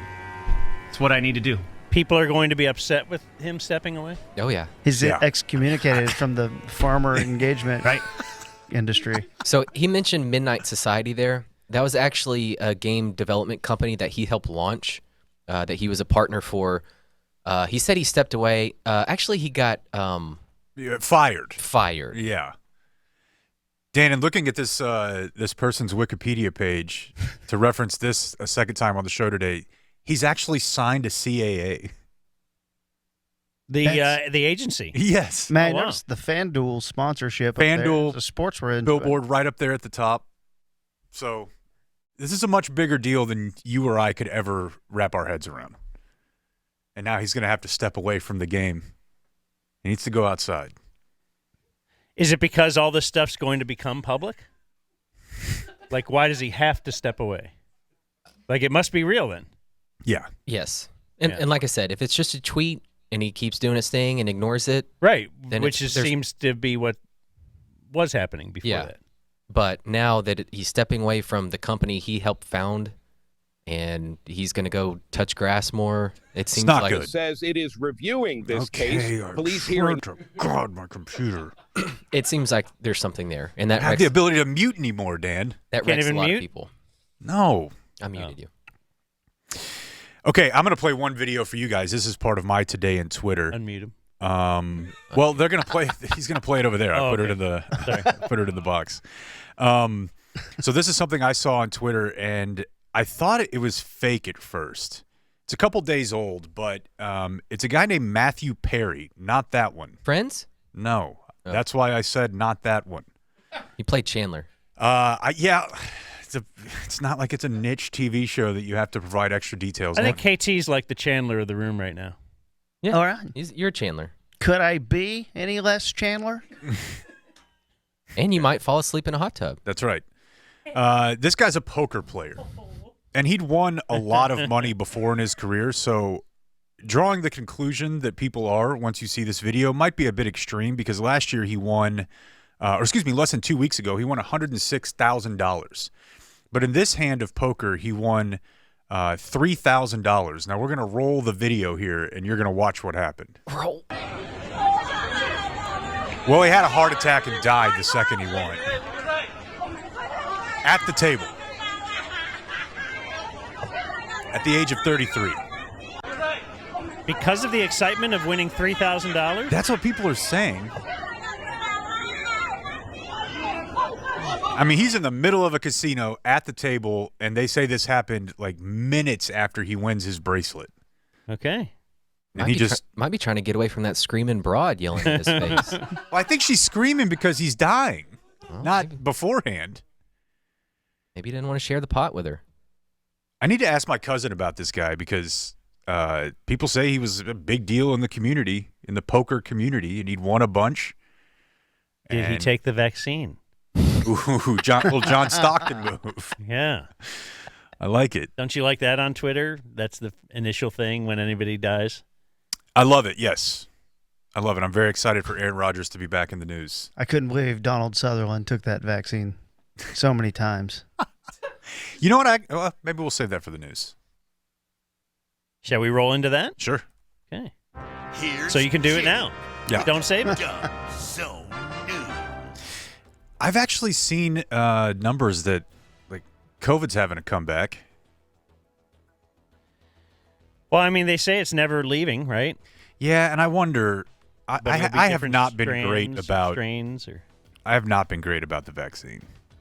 I've had 3, but but there's no doubt that the last one I have is worn off. Yeah, I've definitely had more than you, I think. But yeah, and it's only because we're in this new world where I can't afford to go to Italy and golf and have a contract. It's tough. So I need to go to Tom Thumb, and they'll give you the 20% off, or is it 10%? Probably 10. Well, I think you have to be dressed as Jason Witten. Well, no. If you get the if you get the vax at Tom Thumb, they give you like a 10% off coupon, up to $200. I found that out. But that's when you go ahead and stock up your paper towels and toilet paper and all that kind of stuff. Yep. Just the higher dollar items. Mm-hmm. You guys ever watch Supermarket Sweep? Hell yeah. Oh, hell yeah. Come on, man. I don't know why I was so stoked on Supermarket Sweep. Because it was awesome. There's nothing wrong with it. And it aired back-to-back sometimes with the show called Shop Till You Drop. Remember that, running through the mini mall? I do. Wonderful. You know, now that you mentioned that, thinking back on it, that might have been why I loved grocery shopping so much as a kid. Because my mom would let me, my mom and stepdad would let me drive when I was 15. But just pretty much right down the street. They'd let you drive? Yeah. Like with no one else in the car? Yeah. That seems really weird. It was a 1.5 to 2 minute drive. I had that going. And I'd already gone through driver's ed. Okay. Like I had a hardship permit or something. I don't recall the exact specifics of it, but what does that mean? You could drive alone if you're when you're helping 15. out your family or something. I don't know, but my mom would let me go to the grocery store and get things, and I loved it, dude. And in fact, now that I've moved over closer by you, I can the Kroger's closer than the Tom Thumb now. Yeah. And I hate that I don't know that grocery store that well. Like, my routes suck. Like, if you were able to trace my routes. You can drive 5 minutes longer and go to Tom Thumb. I know, but it feels like you just go to the closest grocery store, you know? You know what I hate? When I go to the South Lake Tom Thumb and then you go to the Grapevine Tom Thumb and they have stuff in different places. Oh, dude. Drives me crazy. That throws me off, yeah. Because Get consistent here. I got that Tom Thumb and Grapevine down pat. But also, I will go to 3 different grocery stores in a day. I'm aware. Do you know he picks up dinner from 2 different places often? That's incredible. And not even just for his kids. What do you mean? Like, you'll do it for your wife. I mean, kids, you kind of see, okay, whatever, I just do whatever my kid wants, but Gives you time to gather your thoughts. And the wife does it for me. But no, I don't want to eat the, I don't want to have wings. My wife eats terribly. She eats just cheese and just fat, anything that's... Cheese is not the end of the world. But I'm just saying, she just eats the worst, richest food, and I'm trying to hang on to life. She's like a waif. Yeah, and she doesn't gain weight. It's all that kind of stuff. Hang on to life. Yeah, I'm sitting here eating broccoli and salmon and vitamins and protein and all that kind of stuff. I'll give you a little protein. Hell yeah, bro. Speaking of wings, Hooters announced that it will close 2 underperforming stores in North Texas. There's one in Arlington and one in Fort Worth, which begs the question. Hold on. How much rope does the restaurant have left? As society changes. You got sports on TV, you're good, man. Yeah, but you can watch that at Buffalo Wild Wings. Which, I mean, society's I would like changing, to say, but Buffalo Wild Wings, contact us at sales@thedumbzone.com. Oh, excuse me, what is it? Sales@thedumbzone.com? no, she put the wrong email address on that card. Oh. Sales@dumbzone. It was right here, so I didn't know. No. It's a cool looking card, but yeah, I mean, there was double check. Speaking of psychopath behavior, like ordering a taquito with no eggs. One time, Dan and I used to buy lunch for the crew on Fridays, and we would rotate weeks. And he just wanted to pick up Hooters. Their fish sandwich is great. I will go to my grave defending this move. And once a week. It was my week. So bad. And I said, the I whole want office Hooters. just smells terrible. And these guys are making fun of me like, well, no one ever gets Hooters to go. The people, Hooters the people at the restaurant were like, we don't. Yeah, I guess we could do that. Yeah, they had to go buy some Tupperware for a to-go thing. Styrofoam boxes. They were confused. Didn't have. The ladies are like, you don't want to kind of flirt a little bit? We had been to the same 4 places over and over and over, and I just wanted to change things up, and these guys just won't let me live it down. And Dan didn't want to pay the delivery charge, so we needed somebody to go. He'll get it. Ty Walker was happy. Ty Walker said, I'll go get it. Yeah, that did happen. I forgot. And he took a while getting back. Yeah, he did. where I grew up is, the news you got was from Wichita Falls. Mm-hmm. And it was the lead story probably when I was like 13 or 14 of city council votes no on a Hooters because Hooters was deemed too inappropriate. Yeah. But they finally got one like 5 or 6 years ago. And yesterday they were one of the tragedies. Oh, in the really? world of Hooters. Wichita Falls lost their Hooters that they fought so hard for. Wow, that's tough. They bought too late. Because of woke. Bought too late because of woke. It is interesting, though, because even though society changes and all that, there's definitely then pushback. Yeah. At some point. You would think. Like, why can't Trump save Hooters? Yeah. I'm sure he'd get a lot of votes from that. Are you excited about Thursday night? Feels like a big deal. I'm effing jacked for it. Oh. I'm so pumped. A debate? Trump v. Biden. Oh, yeah. I forgot that was this week. Well, then hell yeah. I'm excited for it. I'll be locked in. I'll watch it twice. There's already rumors that Joe Biden's getting a steroid shot. He should get a liquid IV or a mobile IV. And that Trump's going to play it cool. I can't wait. Like 20 minutes into it, the roles are going to shift. Like Biden's going to lose energy. Oh, I heard there's no crowd. They did that before too, but I guess that was just because of COVID. Like that's how Trump feeds off of that. Yeah. Like because it's usually that he'll get the crowd laughing and stuff. Oh yeah. Because he does stuff that you've never seen done in a debate. You've got to be into it. You got me into it. Oh, I'm into it. I didn't know. I'd forgotten that it was this quick. And they're going to have a rematch like 3 weeks later. I did know that there was a rematch coming up in the next few Oh, weeks. it's going to be wonderful. Would it be awesome if do you think the future is Netflix gets this? Or? Yes. Presidential. Why not? Yeah. Why not? It's the smart play. That would be a very high bid. Oh, that would crush. Like CNN has it, but I guess CNN has it, but then everybody gets to air it. I don't really understand that. Because that's the way it's always been done. Yeah. It's simulcast on Fox News. But it's always been weird to me whenever you see, like, you're watching NBC and it has CNN graphics. But, yeah, you're right. That is the way that it's always been. But how great would it be if Trump just comes out there and he's like, they're closing all the Hooters. They're taking away your titties. I remember a long time ago. Gettysburg. Yeah. It could have been 20 years. I don't know. But I went to a meeting, a sales meeting, trying to sell. They were trying to sell Twin Peaks in Louisville on going on the ticket. And they brought me. You love chicks. I do. And I just remember the guy telling me about the owner or whatever, just about the research that they've done, and that they consider like the restaurant is the what would you call it? What's the Bill James or the Moneyball thing? On base percentage? No, this is the like it's resistant to. No, there's just this gap in we think the market inefficiency. The market share of there's just not. It's kind of like when the ticket was on top in Dallas, and there was no ESPN or The Fan.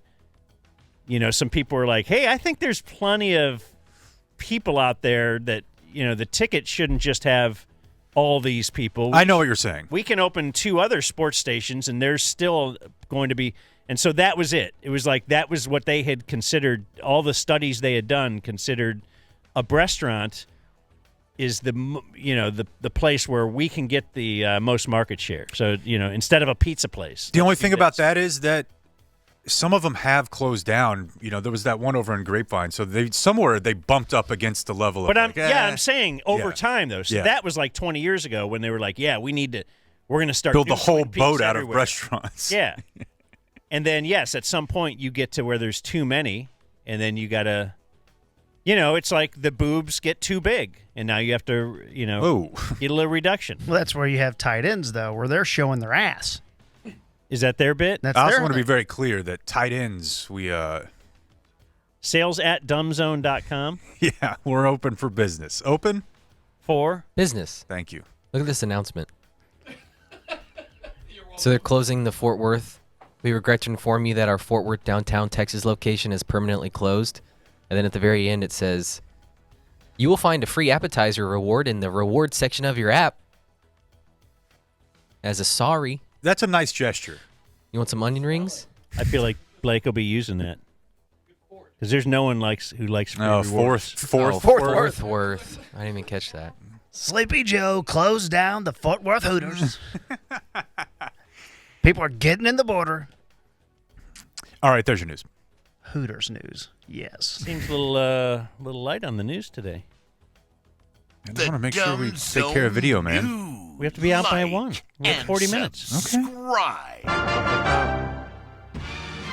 The Dumb Zone presents. Why are you yelling at me? He's here yelling at me. Oh. So, KT, Kevin Turner, today is Tuesday, June 25th. Right? Yeah, man. Mm-hmm. It's kind of your department, but yes. Oh, okay. So let's lead off with this. On this day in 1977, Roy Sullivan. Search the name Roy Sullivan. Okay.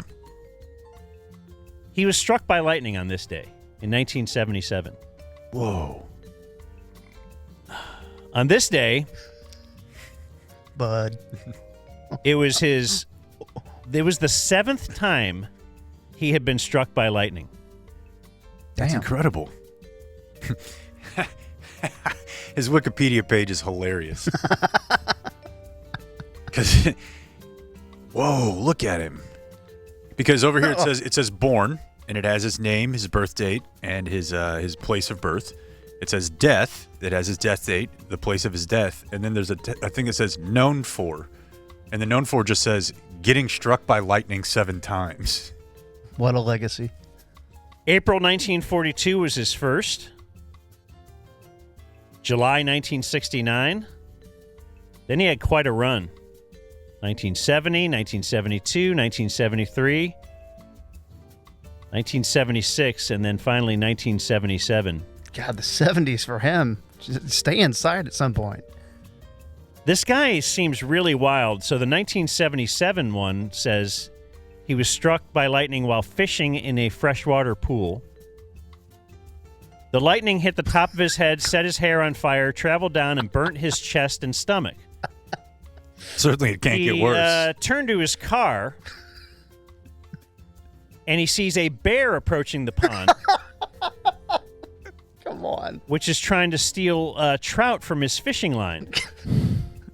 He said, it says here, Sullivan had the strength and courage to strike the bear with a tree branch, despite the fact that his hair was on fire. He claimed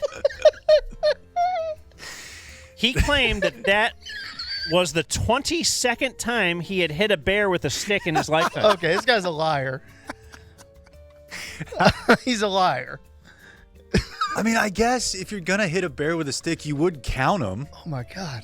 But I think you would lose count and just say, I just hit bears with sticks at some point, rather than counting all the way to 22. He looks like Gene Hackman. You're going to make this movie. Exactly. Sullivan's wife also got hit by lightning once. What? Okay. No, none of this is true. She was out hanging clothes in their backyard. Her husband was helping her. Oh, maybe it was aiming for her. Yeah. God. Aiming for him? Yeah, that's... Or aiming for him, yeah. Well, oh, my God. Did that... It's Governor Abbott. He was jogging, and then lightning hit a tree, and that fell on him. I got a friend. He lives in California, so he's not, politically biased at all. And he just does not buy that Governor Abbott was jogging when he was paralyzed. Well, I'm pretty sure he was. And I'm like, I think it's documented, but I'm now questioning the details. But I don't know if lightning was involved. I think it might have been like a landscaping company or something. But I could be wrong about that. Bye, Beth. He was said to have been avoided by people during the later years of his life. Yeah. Yeah. Owing to fears of being struck by lightning, and that saddened him. He once recalled he was walking with the chief ranger. He was a ranger, a park ranger. One day when lightning struck way off in the distance, the chief said, "I'll see you later." So he was kind of sad by this fact. And on the morning of September 28th, 1983, he shot himself in the head. Holy shit. And committed suicide. Boy, just 20 years of reaching his hand How out. am I first now hearing about this? We've been doing this Today in History thing for 20 years. It's amazing. You know what hurts the most? It's the sadness. Well, actually, that's... How about the other thing? That's the second most. Because the most is the 7 lightning strikes. The other thing. On his basketball reference page, it says Spark Ranger. Oh, man. Okay. I like that, Blake. 20 years of just reaching his hand out and shake someone's hand. Like, I don't know, buddy. I don't know, man. You have a thing. So, yeah, on this I wonder day... if, like, science studied his body. Yeah, what was in his body that would attract it? Maybe like a key, right? Isn't that what Benjamin Franklin hung on the kite? Yeah. He had swallowed a key as a boy. Maybe. I don't know. That's incredible. Never be the same. 500th Kemp spin and that. What a day. On this day in 1985, Monday Night Football announced their new lineup. So they had their ratings were falling after Howard Cosell and Don Meredith left. So they announced it would be Frank Gifford, who had been there already. But he would be joined by Joe Namath and O.J. Simpson. Oh. What could go wrong? A lot of OJ news lately. Yeah, you know what? I was actually looking at... We never had that Sunday meeting we were going to have, so let's have it now. Because we were going to talk Sunday about guests and stuff coming up on the show, and we have talked about the fact that, you know, we were saving some stuff till the Mavs were done with their run, and now they're done. So what are we doing? Well, next week, William Pace will be joining us. Heck yeah. If you don't know who William Pace is, well, stay tuned next week. We got to go before this becomes a zoo. Sarah Heppel Thursday. Actually, Rob talked to William Pace yesterday, so we've confirmed this. Yes. We've set up their tech, right? They're set. The great William Pace from Dayton, Ohio. It looked like a very difficult conversation you were having with William Pace. He might be 80. He might have an He might be AOL 40. email I don't know address. how He's old a he is. very, Yeah, he very does have an sweet, AOL. sweet man. He's just the sweetest man ever. He really is. Yeah. But he has a technical guy, and it turns out we're not going to use the technical guy because he's just going to wind up doing it from his laptop. So we'll see how I think we'll be okay. Okay. But that's next Tuesday, I believe. But where was I going? Oh, I have another guest I wanted to get. OJ related somehow? That's right. Thanks. Mm-hmm. So I was looking at. He's good at this. I've got practice. I was looking at our, things we've been doing and talking about in the past, and we had wanted to get the Sports Princess on. Oh, yeah. So I think we need to get a line on her, and let's go over, because we might have even found, like, another episode of her and OJ. You found another one? So you might not even know this, Kevin KT Turner, but the legendary Sports Princess interviewing OJ, taking phone calls, and we've all TMZ picked up on it, and they had like a montage that they played. Yeah, the 1-minute clip that's on YouTube. That was a montage of 3 different days of calls. And Blake, because he's Blake, found those episodes. And I remember on the phone with you as you were going through it, you had to like use some like internet. Yeah, the Wayback Machine. The Wayback Machine. Yeah. Are you familiar with this? I am. Okay. Yeah. So things that aren't on the internet anymore, you can still find them. All my conspiracy theorist friends out there know what the Wayback Machine is. Because you can't hide something. You can't scrub everything. It just rewinds the internet, basically, to whatever. So I just rewound it to when they had archived the footage on their website. And at first we couldn't get it, but then you figured it out somehow. It's got several snapshots, so I just tried this day, this day, this day, this day, and then Look at this finally guy. a day had it. It's amazing. I heard the segment you did on this, over a month ago, and I was blown away. And I was a little pissed that I still have that dog in me where I'm like, why didn't I find that? Because oftentimes Blake does things that I'm like, I wish I would have thought of that, Yeah, he'll do that. Well, anyway, Incredible. so You could have been here, Can and you I put could have that been up? in Italy Yeah. Golfing. and golfing. that's true. We wanted to hire KT at one time. I think he might have been our first choice when we ended up being saddled with Blake. Mm-hmm. When we were at the ticket. Our first choice was KT Kevin Turner. And you should have. You were And looking for more game shows. I wanted more game shows. And our theory was you had left the ticket a long time ago, and then you went to work for different radio stations. And, that's kind of like you went to work in the minor or play in the minors, and then you learned the craft. And we just thought, resume-wise, you had the best resume out there. And our theory, this is Dan and Jake's theory, we would also kind of hurt the competition a little bit because we'd be stealing you away from Ben and Skin. Mm-hmm. And so that would bother their show. It would help our show. We'd learn that whatever secrets the other stations have, we'd find those out. Yeah. And then, but they had a very insular, would you call it that? Mindset? Yeah, I think At you know least that one. management did of, no, we don't want to hire from outside the ticket. So we always thought that was a weird bit. Yeah. Just because I think you can, just bringing a different outside perspective can be beneficial. There's a couple things that happen. And then they're like, well, yeah, but we're still number one, so I guess you were wrong. Yeah. No, true. And this guy got a chance to go, host a morning show and couldn't get a 2, and I'm a failure. I think it's a lot of that. There's a couple things that happened over the course of history there to where I did get the vibe that I just wasn't very liked. So, whatever. The escorting probably didn't help. Once you leave in there. Well, I think they, sometimes when you leave there, it'll be like, oh, you're like a traitor. You're leaving us. But I was all for you leaving at the time because you were a weekend guy with no.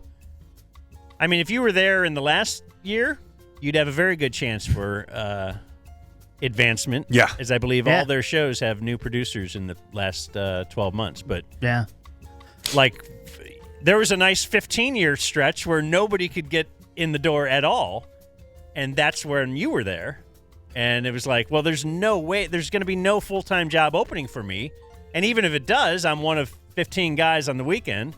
I don't know that I'll get, I'm not like the number one ranked guy.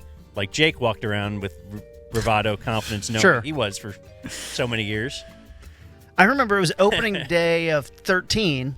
You guys were doing the show out there, and Bob pulled me aside and he gave me sent the audio over to Ben. He sent one segment, the Sports Sphinx, over to Ben and Skin, and it was like it might be an opportunity.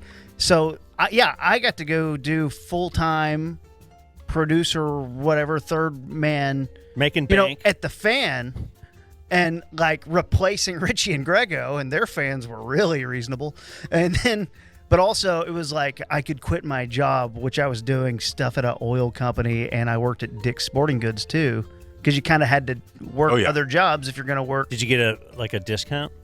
Yeah, like a little 10%.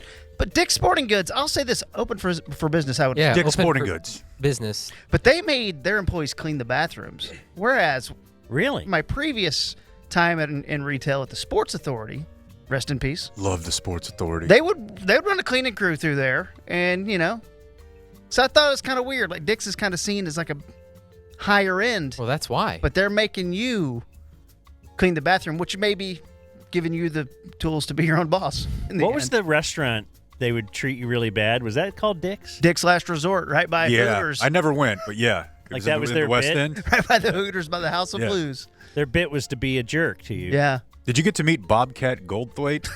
Yeah, was that the opening day? It had to have been in that era. I don't think I did meet him. Dude, I think it was that day. I really do.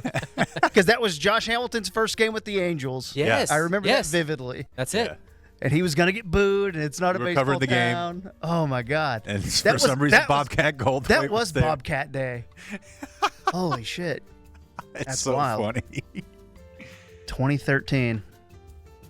But anyways, we were told we couldn't hire KT. Yeah, why did we start talking about that? Because Blake was. Because of OJ? Oh, I found an OJ thing. Yeah. Well, I have a lot of Sports Princess, call us. Yeah, Sports Princess on the show soon, right? That'll happen. I was told by various focus groups that I'm not really likable enough or hateable enough to really garner much of a difference in anything I do. So Yeah, I would disagree with the second part of that. I know, right? I kind of think people don't like me that much. Yeah, I kind of feel like that's enough of a. But I don't know. I got to learn more hot takes. Yeah, I guess I should have noticed pretty early on that I might have a chance just based on how many people fucking hated me. Yeah. Do we need to do a focus group?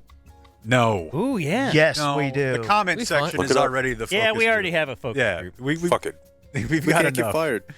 Doubters, But you need to haters. get people How who about we focus. trade? People who You've aren't learned how to listening fall. and aren't subscribed. Yeah, maybe, but this feels like that would cost money.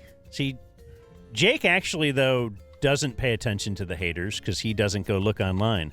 Because I learned Yeah, from you got that from you. you. I know, but I look online because I need to be fueled Yeah. by the haters.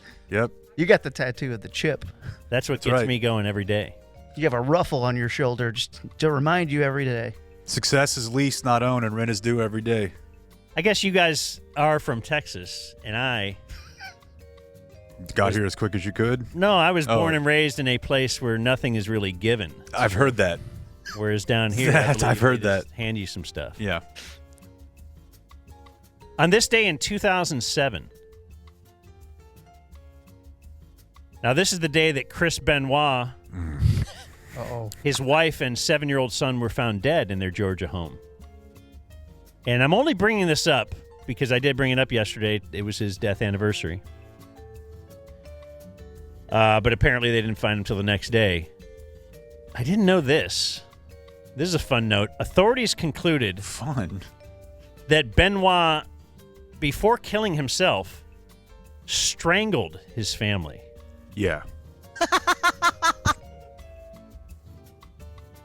So that's that feels like a real major, I don't know. And I guess if you're like big meathead wrestler guy, that might be the way you'd choose to do it. Yeah, strangle is a crazy person move. That's passion. That's hardcore.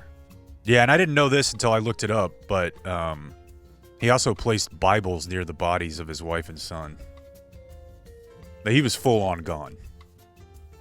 And he hung himself from a lap machine. Then he hung himself. Yeah. Yeah. So I know you hate woke. Of course. Taking all my Hooters. How about this on this day in 2020? Mm-hmm. They canceled Roseanne. Well, the Dixie Chicks. You know my changed- Roseanne thing? Reset. I have two of them. I think a Roseanne is a type of person. They're not all Roseanne, but sometimes you see someone and you're like, that's a Roseanne. Okay, yeah. Like a dude. You could be a dude. Yeah. Yeah, like Marge Schott, for example, was a Roseanne. Certainly, but yeah. And also, I think that Trump would not have a chance at coming back had they not canceled Roseanne when she made some Nazi-esque remarks. Yeah. That pissed people. That was a kick of the hornet's nest that we did not need. Who did you say was Roseanne?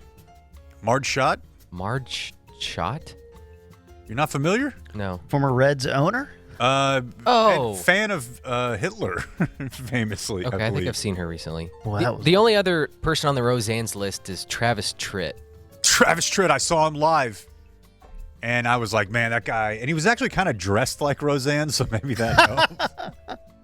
Did you smell TROUBLE? So you have a Roseanne list, but you didn't have anyone on except I just had one? Travis Tritt. Okay. Travis Tritt has You keep up with this. one of the most insane music videos that traumatized me as a 5-year-old. He's going out to the dock. He's in a wheelchair for whatever. Oh, I've seen And it. his wife's getting out of the boat, and Yep. she hits her head on the dock. We in can watch slow it. motion. We can It's Yeah, just we need to see this.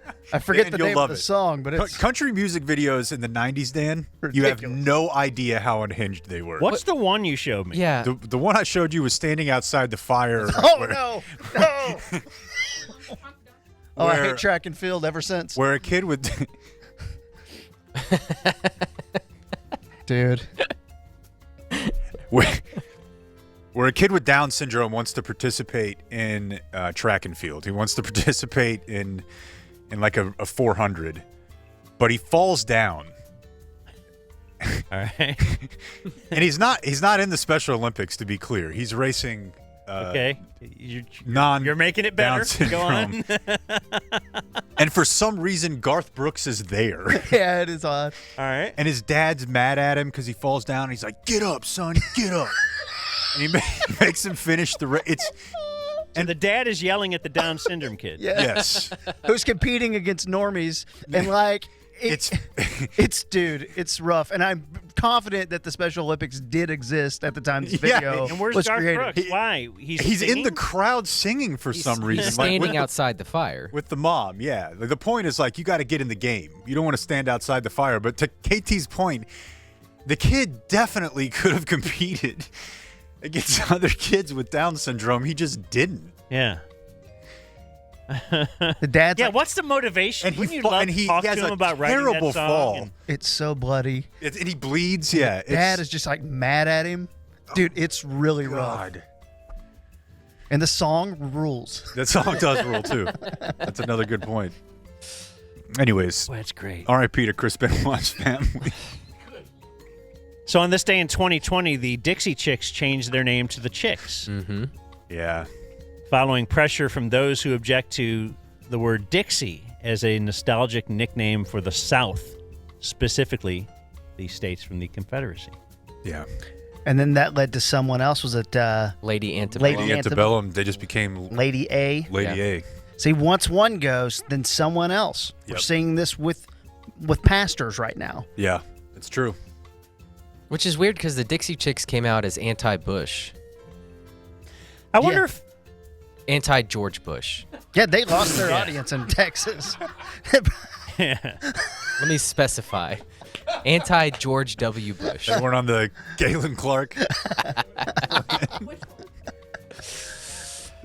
Nope. Yeah. But I think you think you're black. Name a female pop group that is actually anti-Bush. Maybe a... Like we're coming up with a fake one? No, I'm thinking of... I'm trying to craft a lesbian singer.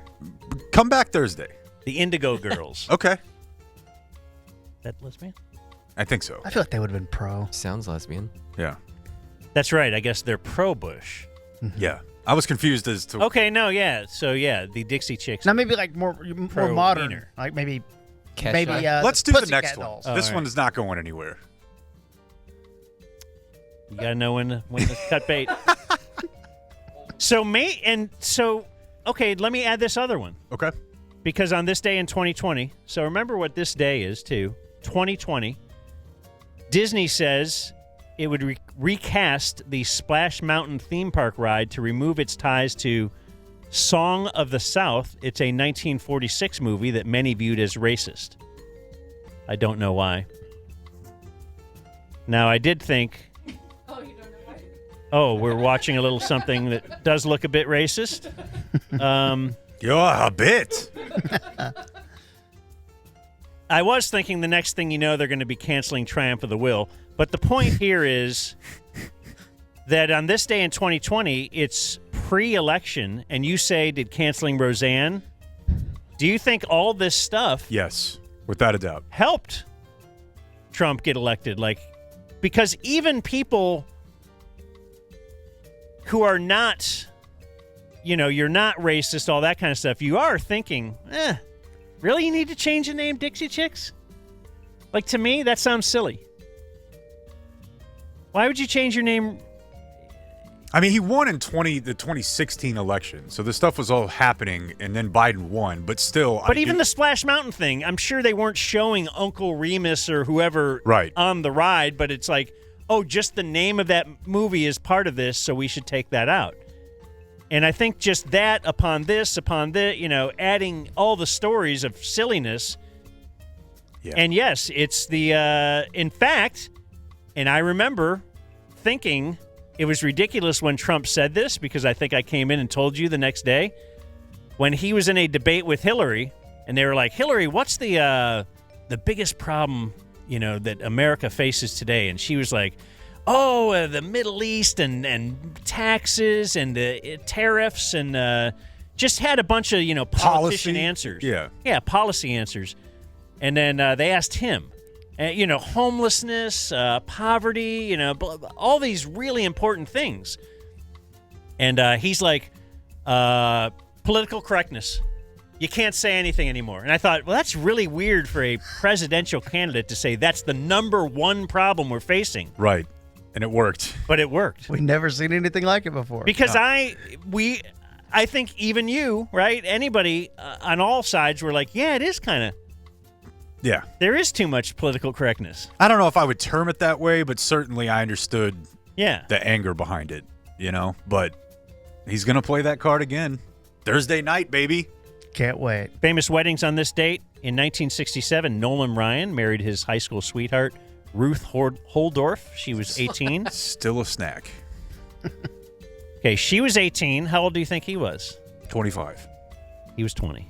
Okay. So that's very legit. That's wholesome. Back then, 100. Now let's do a different one. 1999, Rupert Murdoch married Wendy Deng. Yeah. She's 30. He was 71? 60. 68. Okay. 38-year difference. Yeah, he's had some wild ones, man. That's the same. Well, what's Belichick right now? 64-year-old difference? No, bad math. 44-year difference? Belichick is 72, right? It's a 48-year difference? Are you 30, Rachel? You could marry a 64-year-old.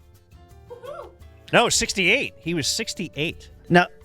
But he had lots and lots of money. Belichick's girlfriend's ex, who is 64, has come out to defend her being called a gold digger. I did not know that. Yeah. Wait a second.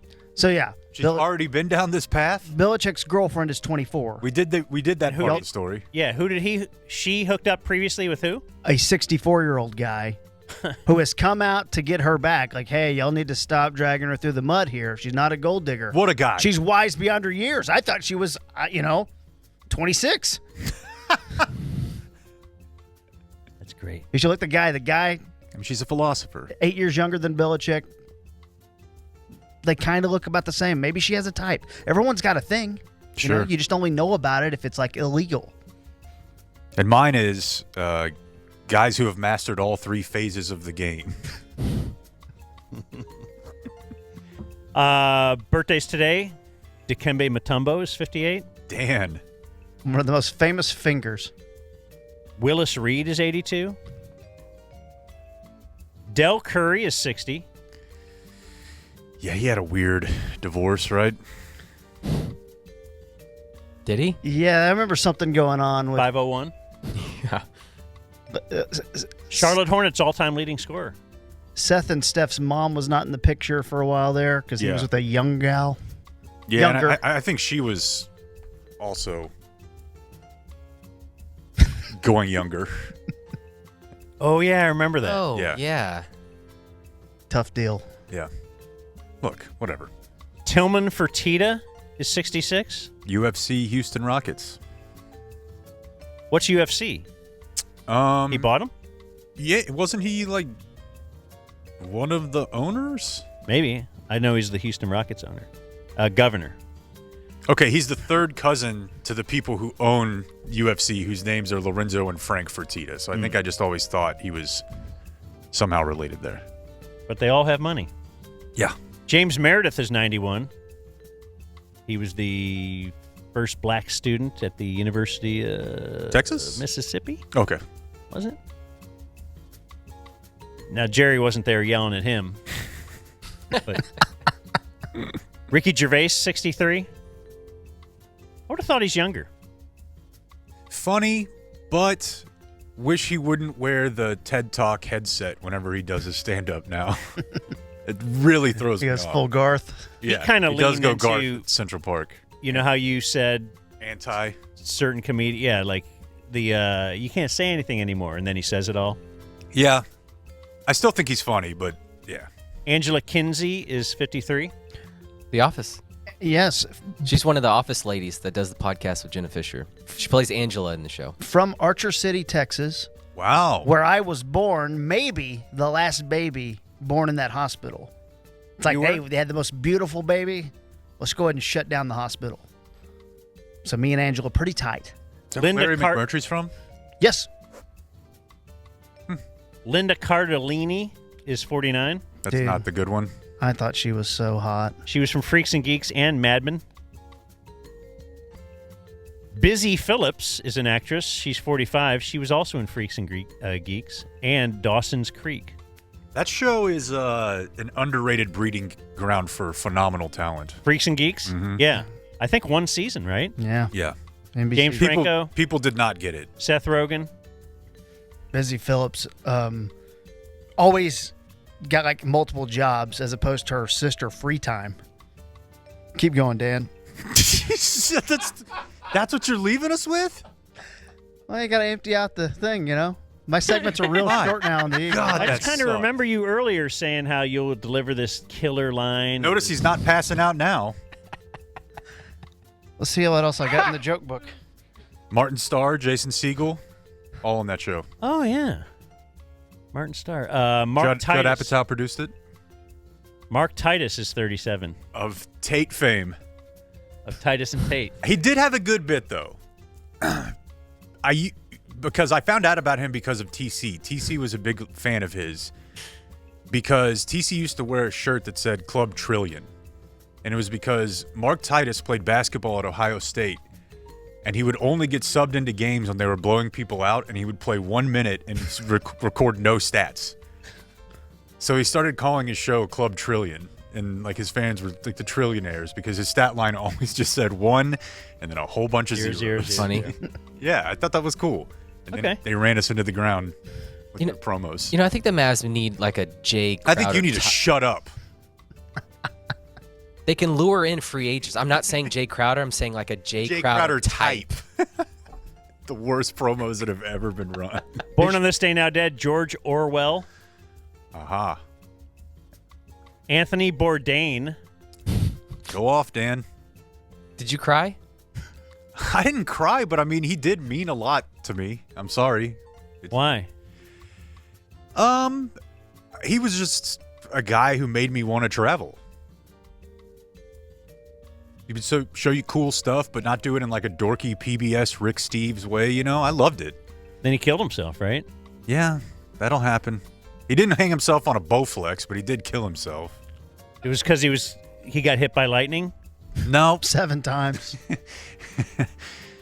No. He was a heroin addict. Oh. But he got clean. Doesn't That's sound why he like killed it. himself. Ish. Not clean enough. Yeah. No, because he's like, man, I can't have heroin anymore. Yeah. Wish I could just get hit by lightning. And Ted Stepien. Oh, he was the Cavs owner who, yes, made the NBA. Like all rules, salary cap, whatever, they are to protect owners from themselves. Yes.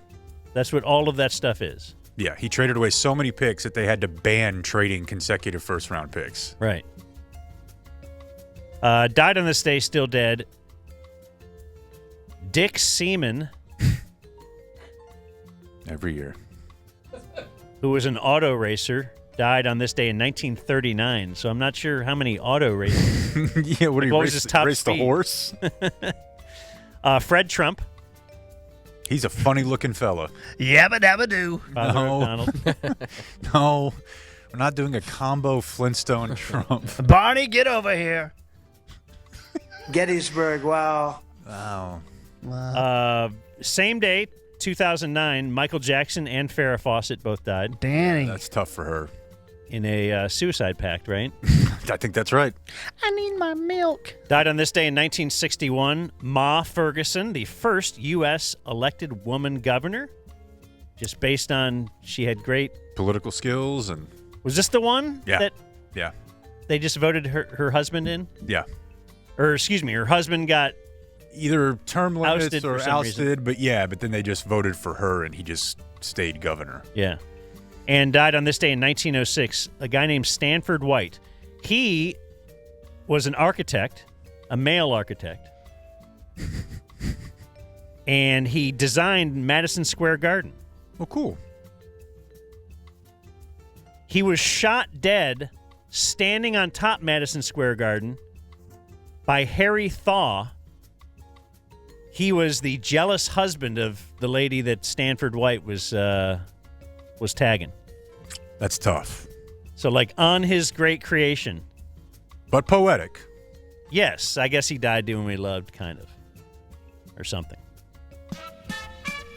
And that was Today in History. I think there's a little jealousy by the other guy. Like, this is who she's cheating on me with. The guy who created the garden? He's built this masterpiece. Yeah, probably. Can't handle that. I got to kill him. I wanted to have Kevin back until that Busy Phillips thing. Yeah, no. Now I'm not sure. Kind of a... You get what you get, baby. No regrets. Kind of ending on a low. You have any closing remarks for us, KT? No. Got a program today on the radio? Yeah, 3 to 6. Yeah, on the Eagle, because I kept my job.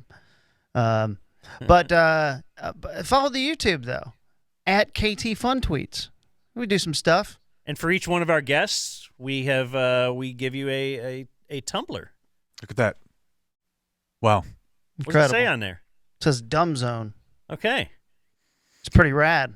And if anybody wants these Blink-182 tickets, oh yeah, the first person, I will hit you up. They have to be long gone, right? The keyword Blink. Call now. Adios, mofo. Man.